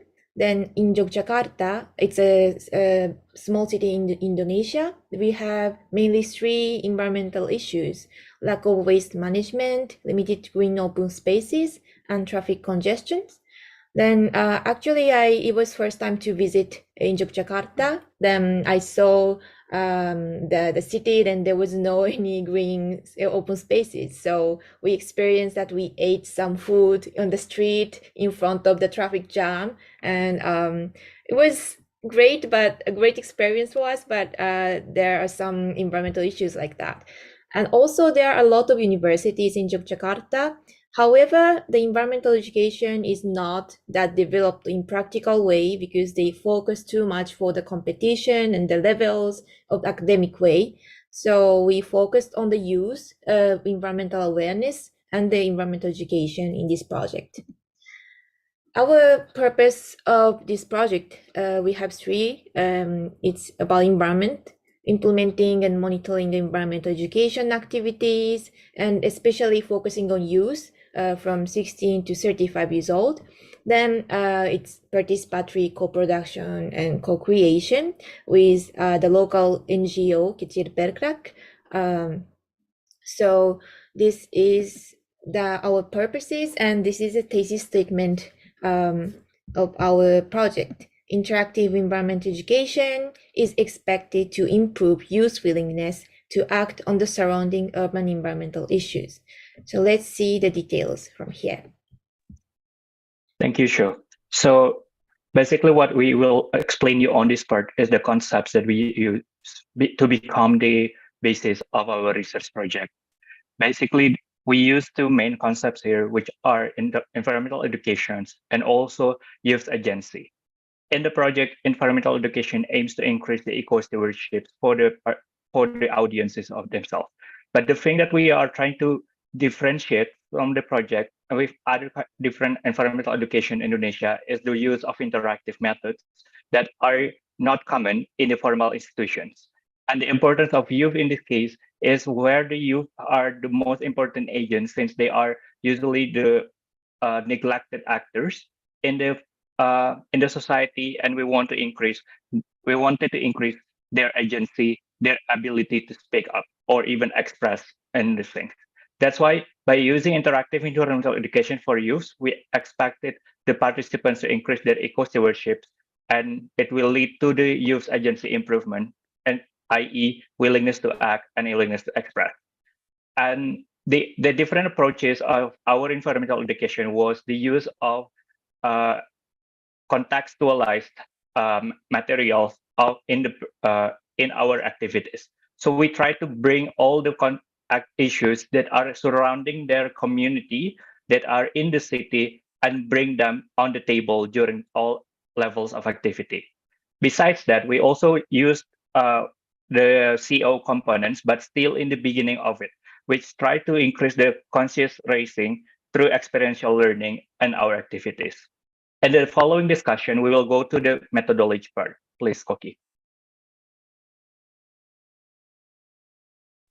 Sorry. Thank you so much, Rina. So from this part, I'd like to talk about the methodology. So as the show mentioned at the beginning of our presentation, we conducted the interactive environmental education project. The name is Membaca Kota. In English, means reading the city, with a collaboration with Kabe, our partner. Using participatory action research, the team attempt to do co-production knowledge, co-ownership of benefit, and co-creation capacity with the organization. The project initially planned to collect data and information through online survey on change in youth awareness and agency before and after the project implementation. However, we needed to change our methodology for post survey activity data collection, which is focus group discussion from different participant category because of a small number of participants coming from the Kampun. So accordingly, our research target included not only Kampun youth, but also university student volunteers helping to assist our project and participating in the activities. Since they are not from Yogyakarta, their inclusion and participation enrich the discussion of non-resident participants. Next, please. So project conducted online press survey with Kampung Yogyakarta youth from 15 to 35 years old. The research questions were developed after our visit to Kampung and the discussion with Kalbe and the youth leaders. The survey aimed to capture the situation of the Kampung and its youth. The team managed to obtain 35 responses, but 31st of 35 respondents are eligible in terms of age condition we said. Based on the data we obtained, we conducted a 4 days EE program. In the first day, the project actually conducted case study of Costa Rica, Vietnam, and Japan for youth participants regarding green open space and waste management, especially in reduced 3 hours for nurturing and promoting youth participant awareness on environmental issues. Please next. On the same day, we also conducted city mapping as a second activity for the participant to reimagine the city. Each group drew the map thinking of what they want Jakarta to be based on their desires and needs. So let's go to the second day. On the second day, we implemented mural drawing as an app-based approach to stimulate youth participant imagination towards the city.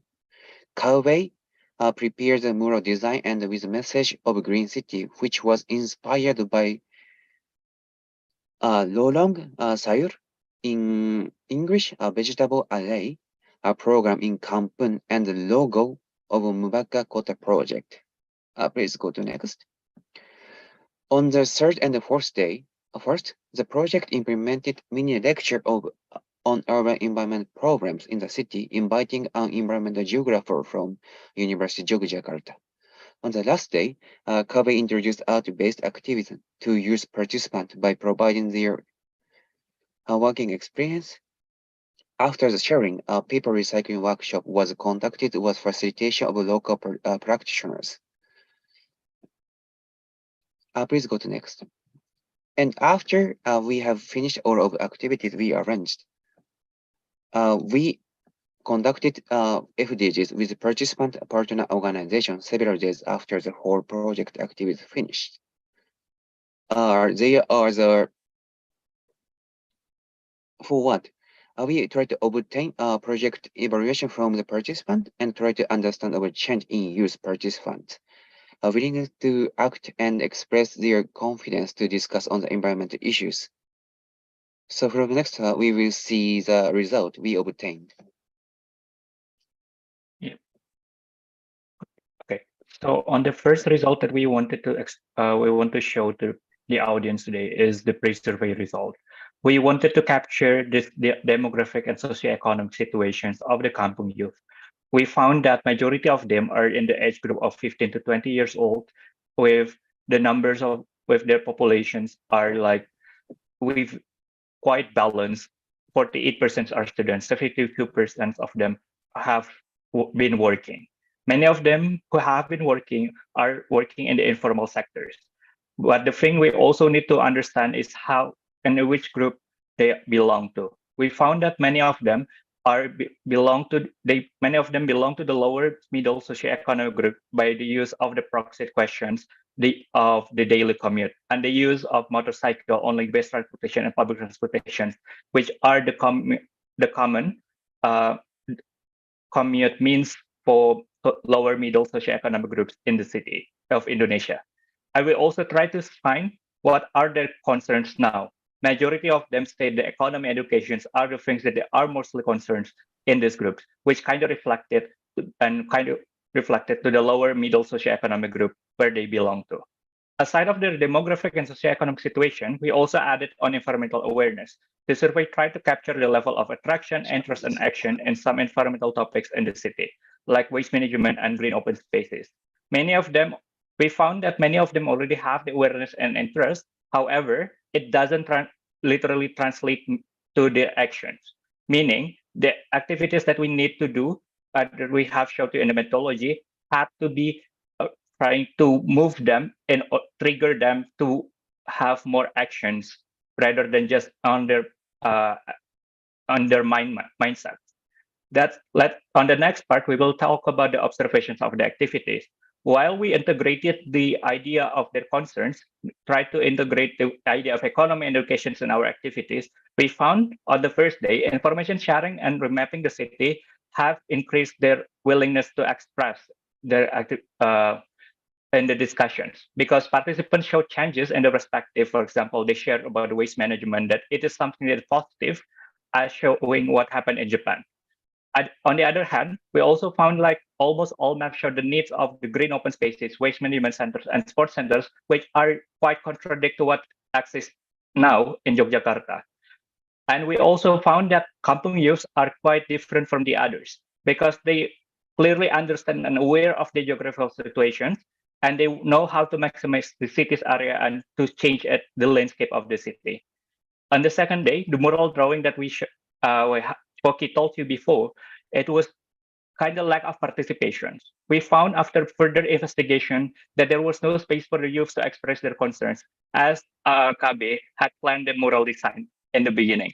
So we found like it was very important to make it, to have another avenue, extra space for them to be more expressive and make it more participative. On the day 3, on Urban Environmental Mini Laboratory, not only on the scientific side of thinking on urban environmental issues, but also it became an avenue for the participants, especially from the kampung, to understand on the regulating system. The participants acquired new knowledges, especially on the wastewater management system that they did not know, and now they wanted to demand to the system, especially to the government. And the last day, we found the art-based activism and paper recycling workshop as an important activity, especially on the last part. But in the beginning part, we found that many participants were not attentive. It was because the use of big words given by these speakers. They use the words of capitalism and globalization it was found repeatedly during the activity. And lastly, for the paper recycling workshop, participants were more active in the hands-on paper recycling activity. They found that there was another way that they could do an affordable to change to way into reusable item there. And next, we will talk about the the outcomes of the project. Please, Fumi. Thank you, Wira. In this part, I would like to have a small discussion on the general outcome of the projects. This discussion was mainly based on the finding of the focus group discussion with the participant and the partner organization. Generally, we have two main reasons from the project. First is promoting changes in youth willingness to act and express environmental issue. And second is a kind of benefits for our partner organization in their future work with the new youth generation in the village. Regarding the first reasons, in the next slide, almost all youth participating in the focus group discussion share that they became more confident and interested in discussing environmental topics after participating in the project activity.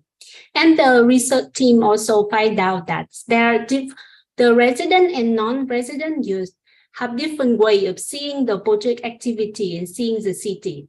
Specifically, the resident youth or the youth from the kampung become more confident, gain new knowledge to discuss the urban environmental issue in their neighborhood. And they mentioned possible action that they could think about the time, like revitalize the village waste bank program or start the recycling paper activity. In the meantime, the non-resident youth university student, they consider the project is a chance to see the kampung or the village more closures and how the urban environmental issue are. And their responses to the project activity are more comparative with analysis rather than taking action. The second reason of the project, in the next slide, is laying a groundwork for the partner organization's future work with the new youth generation in urban setting. As said by the organization founders, they see the project Membaca Kota became a pilot project for them to re-enter the urban kampung network, a trigger for them to rethink and redesign its strategy in approaching the new youth generation. Based on the finding of this project, KB have a plans to do another research on the characteristic of the new generation of the youth generation in the kampung, to see how they can mobilize more the kampung youth and reaching out to them more effectively. Next slide, please. Apart from the two reasons, the research team also acknowledged some project limitation. First of all, is project intervention is just a short time, within almost 3 weeks. So it might not enough to lead to any social change or participants' action on the issue. Second, due to the small number of participants and limited sample size for the survey and for the interview, they might need more activity or research to confirm the project result and conclusion. And lastly, there's a limited voices from women participants compared to men participants. So our finding might be gender imbalance. Lastly, Sho will come up with our conclusion. Thank you. Thank you. In conclusion, and as a recommendation, we have mainly 3 things. But actually, in summary, we realize that youth have already the interest and also the awareness for environmental issues in the city. So we need to involve more youth participants in all stages of community organizing to increase the ownership of the project. It means maybe we can make the project in more bigger scale in the future, because we can involve more communities and more bigger groups of youth. That will be bigger impact, that will have bigger impacts in the future. And we need to also understanding the participants in the planning the activities and using the language of the participants is also very important. It's not only about the language difference, like they speak only Bahasa Indonesia sometimes, so it was difficult for us to directly communicate with them. But also using the academic words was a bit complicated for them. So sometimes informal communication was easier to intervene in the community. And interactive environment education created more engagement and outcomes. So it means that collaborating with the KB, our partner, was very productive to involve in the community and also connect with the youth groups. So it was, we can say it was a very productive and great result that we got. So now feel free to ask any question. Thank you. Terima kasih and matur. Okay. So thank you to the researchers for the very comprehensive presentation and research.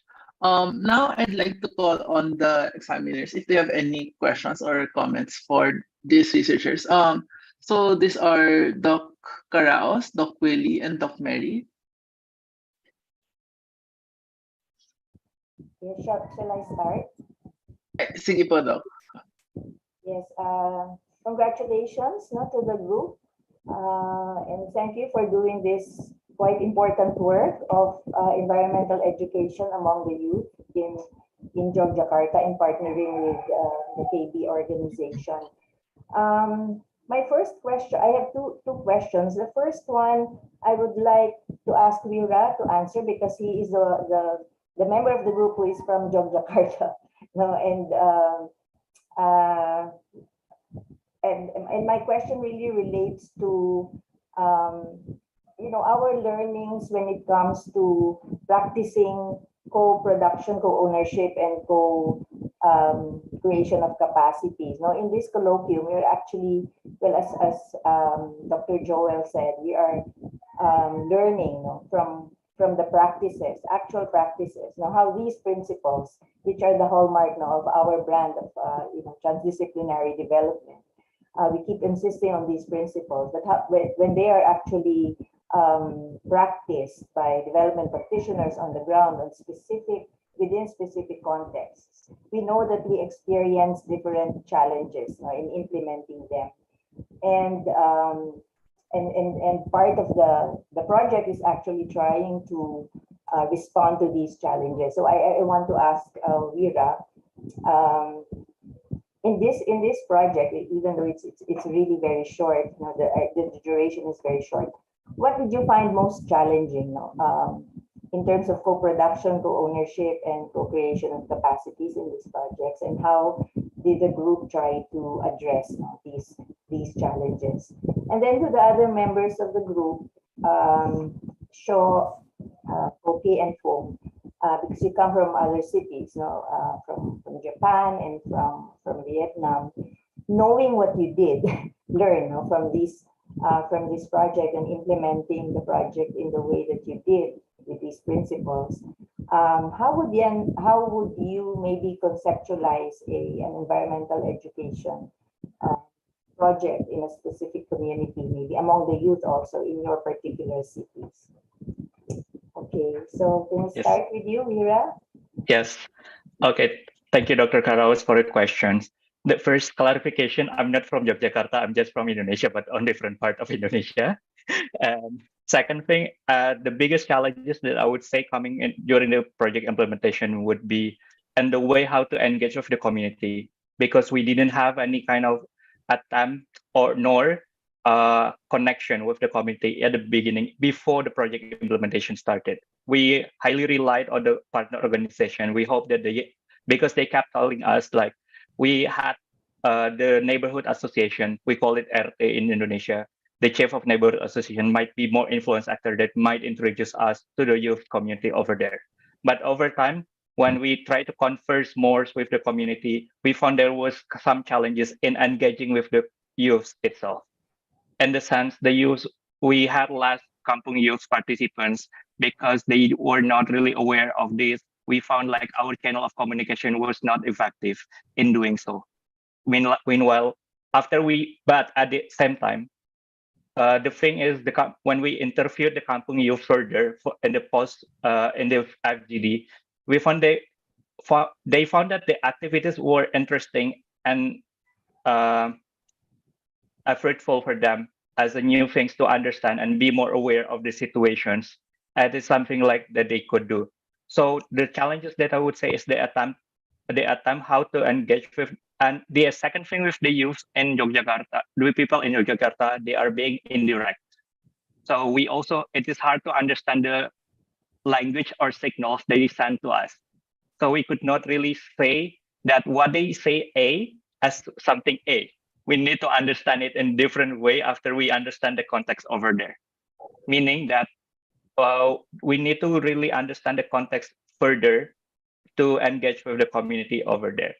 And the things that we learned to overcome these challenges is, one with the youth, is that we try to engage with them in different kind of situations. We try to, especially me because I'm the only one in the group who speak Bahasa Indonesia.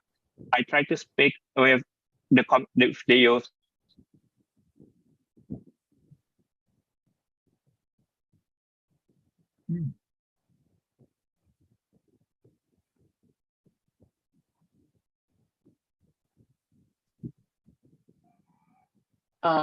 He's probably having a problem with this. Yes, I think, yeah. I think he's having some. Hello? Hello, yes. Okay. Yes, you're cut off a bit. Yeah. The internet connection here is quite unstable. Sorry for that. So the thing is, like, sometimes we could not what the biggest lesson learned is we could not rely on the organization alone. because the organization also had to relearn on the way they engage with the community. At that time, we should become the facilitator in the sense like we should also help translating what the organization wanted to express and what the project also wanted to convey in the different way and bring it up to the partner in the more acceptable way for the organization itself. Because if we say that in quite direct, they might feel like it is something that not comfortable to be accepted. So we also need to understand the situation, social situations, and the way how they converse and created on that. That's the reason why at the end of our project, our final product was the lessons learned document that we sent to the partner organization, in the way that they could relearn again on different perspective, and that lessons learned product, we tried to bring up all the participants' feedback to the organization, but not so we did not bring what our research team here thought about the activity or thought about the implementation. What we came back to how they should actually engage in the way to make it not unidirectional in the sense of how to engage with the community and see the sense on that. That's one of the biggest challenges that I would say, to understand more on the community and the channel, how to engage with them that are not on the way that are preconceived as the organization also always try to keep telling us. Because in the beginning, even when we had the pre-survey design with the organization, they're telling us that the youth would not even be able to finish the survey, especially for the open-ended questions, because they assume that the youth in the kampung were having low literacy or they were not well versed in writing. But at that time, when we investigated further, the youth there are already more aware and they already had the ideas to talk, but we had to brief them a different way of challenges, meaning that the learning should be how the different is the preconceived bias that we have is something that might always be wrong because the generation and time also keeps going on. Yeah, and I remember that you also mentioned that there was a realization on the part of the partner organization about maybe their past negligence of the young people in the communities in the past, and that this was something that was that they came to realize the importance of going back to the young people in the communities. Can you elaborate more on that learning part of the KB? Yeah, so as part of the learning and that point was more, KB has not been, they did not have any activities in urban areas since 2017 or 2016. So it's been like more than 5 years for them not having that. So their urban network, their urban youth networks in the city are already age 25. It is quite more than 25 years old. It is quite opposite, contradict to how we found the demographic situation. Now the urban youth in the kampung are the younger situation, are in the younger age group for 15 to 20. They are in the younger generations. In that sense, KB always use the same approaches as they did in more than 5 years ago.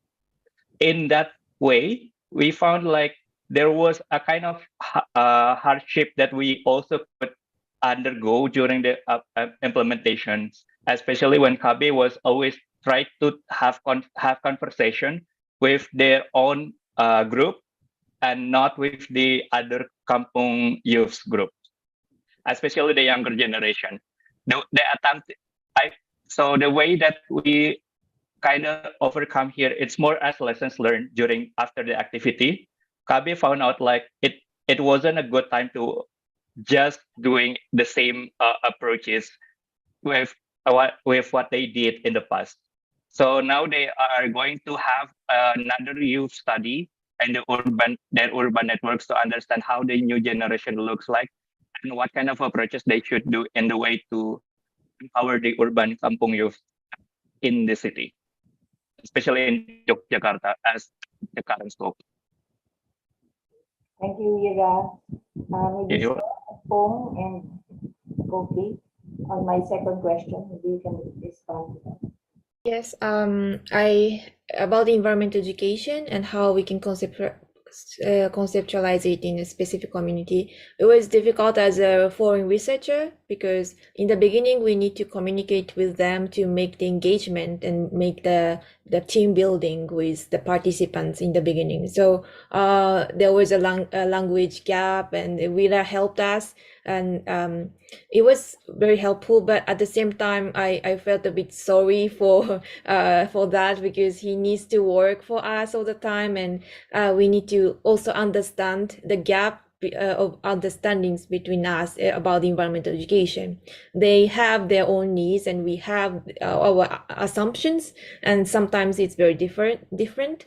So I think before going into environmental education, we took a lot of time to make the team building, make the how to say that the engagement.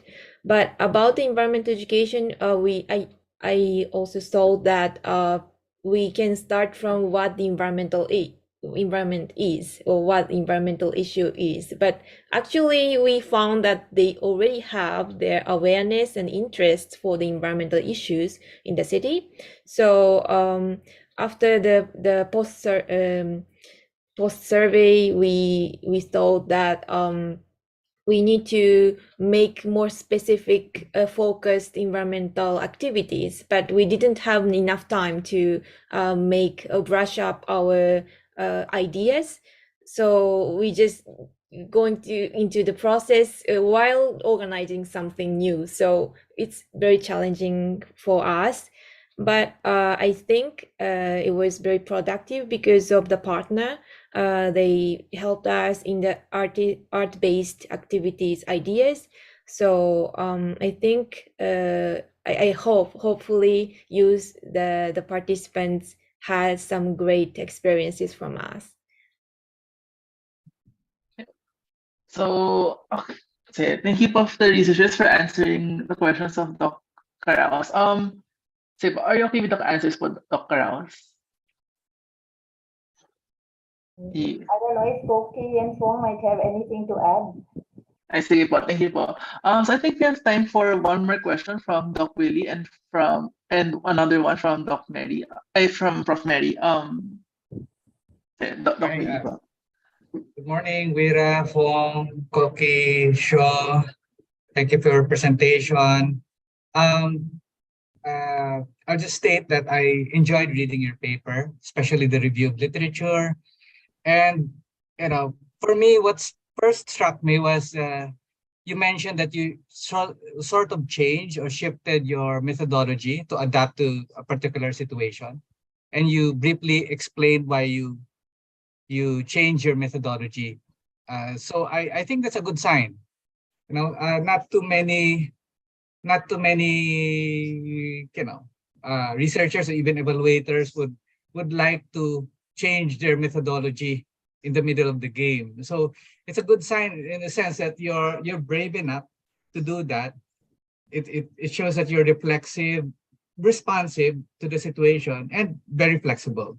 So later on, when you become consultants, for instance, you remember this experience and how you changed a methodology in the middle of the game, just as long as you can explain really why it should be done. And I like your innovative projects. I was a student at Ateneo 25 years ago, master student, and we dealt with this community mapping, community-based resource mapping. But maybe I'm not as exposed now to the new things, but I really like how you did community mapping, a reimaginative mapping, sort of revisualizing the city, reimagining it for the future. I mean, it tickled my mind. It's sort of my first time to hear that. You used it for, it's sort of, you used it as a visioning process for the participants. And I see a lot of potential for that in use of that reimaginative mapping in terms of doing evaluations and planning for projects. So I really like that, And the mini lab, of course, participative water testing. And I like how you did this survey about their preferred communication methods and content. You surveyed the flow of information. Where does it, what do they use? For example, WhatsApp, IG, are they more visual, attracted to more visual content or more informative content? I think that's a good way to, that's a lot of potential for future projects, especially for addressing violent extremism, projects that I address violent extremism. So it's good for future. That's a good approach to map out the flows of communication. So I really have no urgent question, except that, you mentioned in your paper about these are neighborhoods known to be tough. So I was wondering, were you able to tap these tough guys in the neighborhood? And I guess the second one is, you mentioned in your paper about the failure to tap mosque-based youth. So I'm wondering, what's the reason for that? Because as an outsider, it's usually the first thing that I would do, right? Tap the mosque-based resources. But why was not that used? Is it something because is there a dynamics between the different Islamic schools of thought in the community? So I'm just curious. Okay, Phong, do you want to say something? Yes. I want to share my thought as the foreigners to come to a tough village. In our discussion with our partner organization in the preparation process, we heard that the youth from the village known as the gangster. So the partner organization also warning us some difficult situation that they experience in the past in the other project. So luckily, we were well informed about that and very sensitive in our way of communication. That's why we choose to approach the youth from the youth leader, not directly with the youth, but we communicate with the leader first. And based on the previous connection of the partner organization to talk with the youth. However, during the real implementation, I have a different feeling about the youth. They are more friendly to me. Maybe they just nice to me, but it's not that difficult. So I think that's, however, we also acknowledge other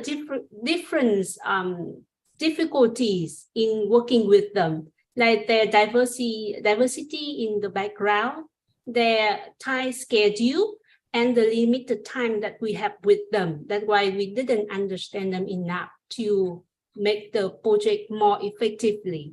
And after project, I wish we have another chances. If we do the similar project, we will do the engagement much better, that spend more time on the ground to talk and to understand the participant.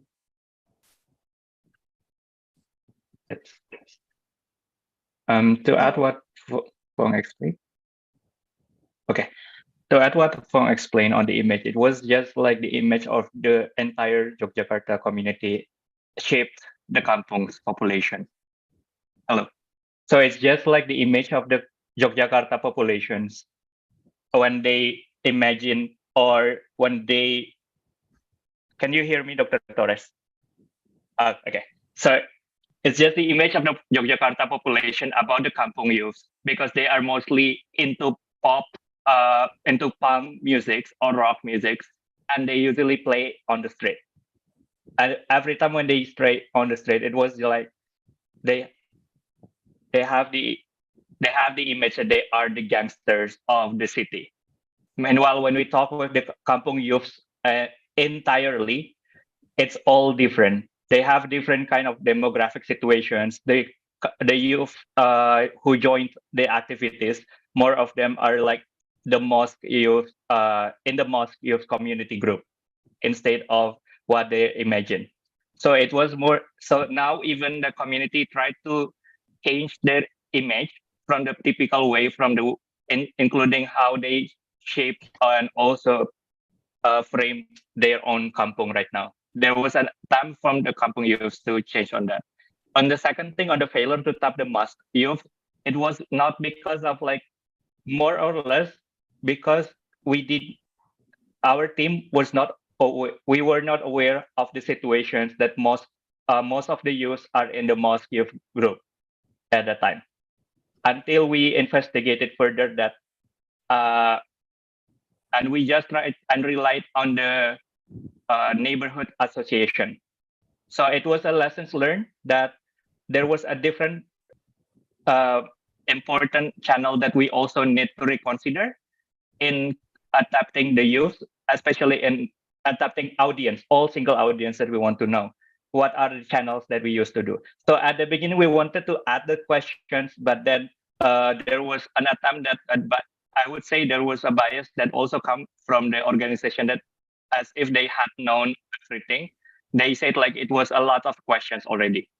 So they always said like, we didn't need to have these questions anymore. We could just use this kind of thing. Apparently, it was an important question we should ask, like how to engage with them, what channels we should use, and what time they usually are available in order to make more effective engagement with the community. That's what we also synthesized in our lessons learned that we gave to our partner in order for them to relearn again that the way we did it is not to always believe on our preconceived bias anymore. Thank you. Thank you.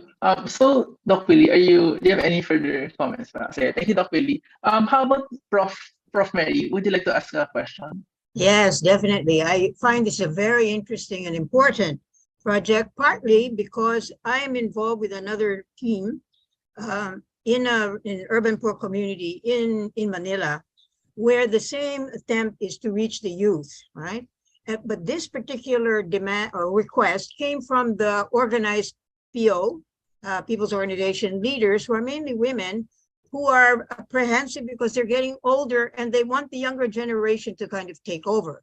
So they asked us as an outside group of academics who are involved with urban communities if we could help them develop the youth side. So your project is exactly, in line with what we're doing. And I'm learning, both learning and it sort of re-emphasizes some of the things we're also learning. So it shows it's not just a Manila case, but these are really maybe at least regional. So with that background, let me just say that maybe for comparative purposes, and you can explore further, we also found that this is in Camarin, Caloocan City, that the young people were not interested in the issues of the older ones, which were security of tenure, access to resources. And so if we were going to pursue that in behalf of the leaders, forget it. So then, like you, we said, all right, what are your issues? And they began to talk about, and like you, it's education by and large and economic. And there, what we found was the ones who come out to do this, the young people, they're in an informal settlement, but they're the ones in school. So they know these issues and they're interested. But what we began to be concerned about is that there are all these working youth who are not in school, same age, who are not interested or at least are not reachable at the moment. So that, I think, which is already pointed out, is a major issue, that even within a kampong, there are social class variations. And the ones who respond are the ones who are already oriented because they're in school, probably, or they have good access to cell phone information. But the really poor ones in the same community, that becomes another issue. And that's why I think what you found, which was the project they were interested in, the activities, it was the paper recycling. And I wanted to ask you, was that for you, it's kind of an environmental issue, but for them, I suspect it was also income generating, right? Because once you recycle paper, you can earn from it. You didn't mention that as far as I know, at least in the presentation, but was that really might be the most important issue for that group of people, because it's not just an environmental concern, it is something they can earn, which is of course key, as you found. So that's the first thing I would like to ask you. But let me ask a couple of questions. And it's something dual. It's something they can do. When you mention them, where are you in the city? Forget it. They have, that's too much. It's a process. And I think in line with the notion that this is a process, let me say that the first thing that struck me was your project, as it originally is envisioned, is really participatory action research. Very good. What that means is you had an idea, environmental thing, that you wanted to bring into community, right? That's participatory action research, very good also. But with co-production and creation, we're trying to say, no, you start with the community, sort of open access, and then from discussions with them, you develop the project. Now that's the theory, huh? But what your project is showing is that it doesn't, if it's environment and it's not an issue as you framed it, that's normal to them, but you can stimulate them to think, what is that issue for them, as you did with the paper cycling. Now I myself learned, okay, don't condemn participatory because we want to promote co. Co doesn't work in many circumstances, but what you're saying, I learned from you, is that by starting and finding something that through discussion, through listening to them and formulating for them, they found an issue and you agreed that this is it. And that is when it becomes co, right? Because then that was co-creation, that part of it. So what we're seeing is we're talking about a whole long process. Okay, don't want to make this another class, but the last thing I wanted to say is there any chance that if you were to continue on, and that's always a problem, or at least if the local NGO group will continue, that they use this as a way of confronting the city authorities. Why is the garbage not collected, right? In other words, environment is not just recycling paper. It's a whole issue where the local government is responsible and yet they're not doing it, I assume.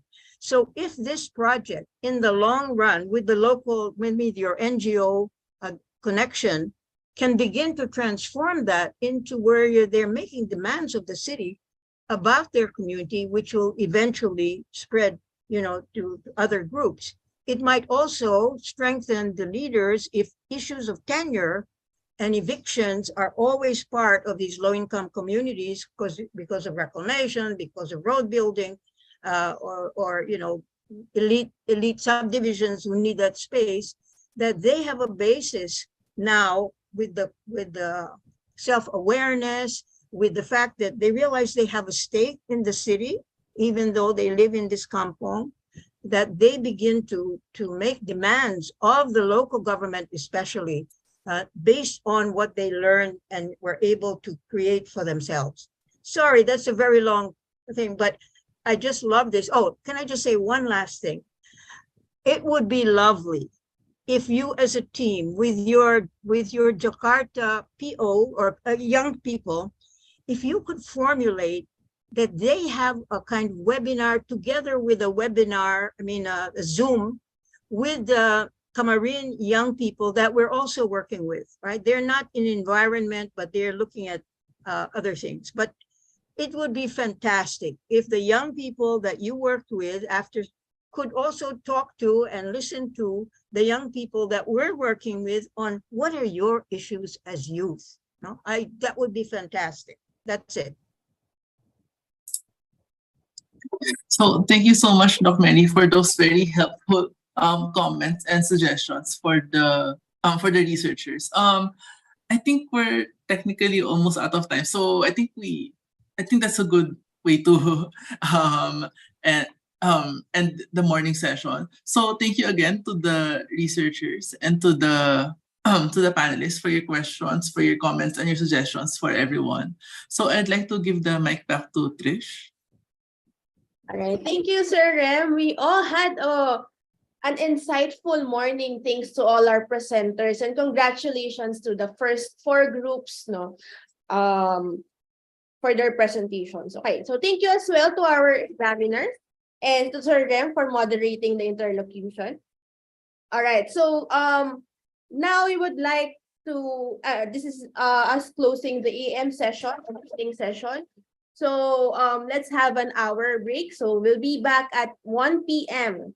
for the afternoon session. So that's it for our morning session. So let's we will see each other again. Hi, sorry. Yeah, can we have a group photo? Oh, yeah, sige, sorry. Ayaw nga, nabasa ko.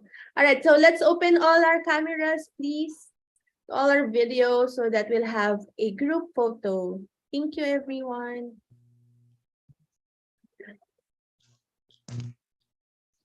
Okay.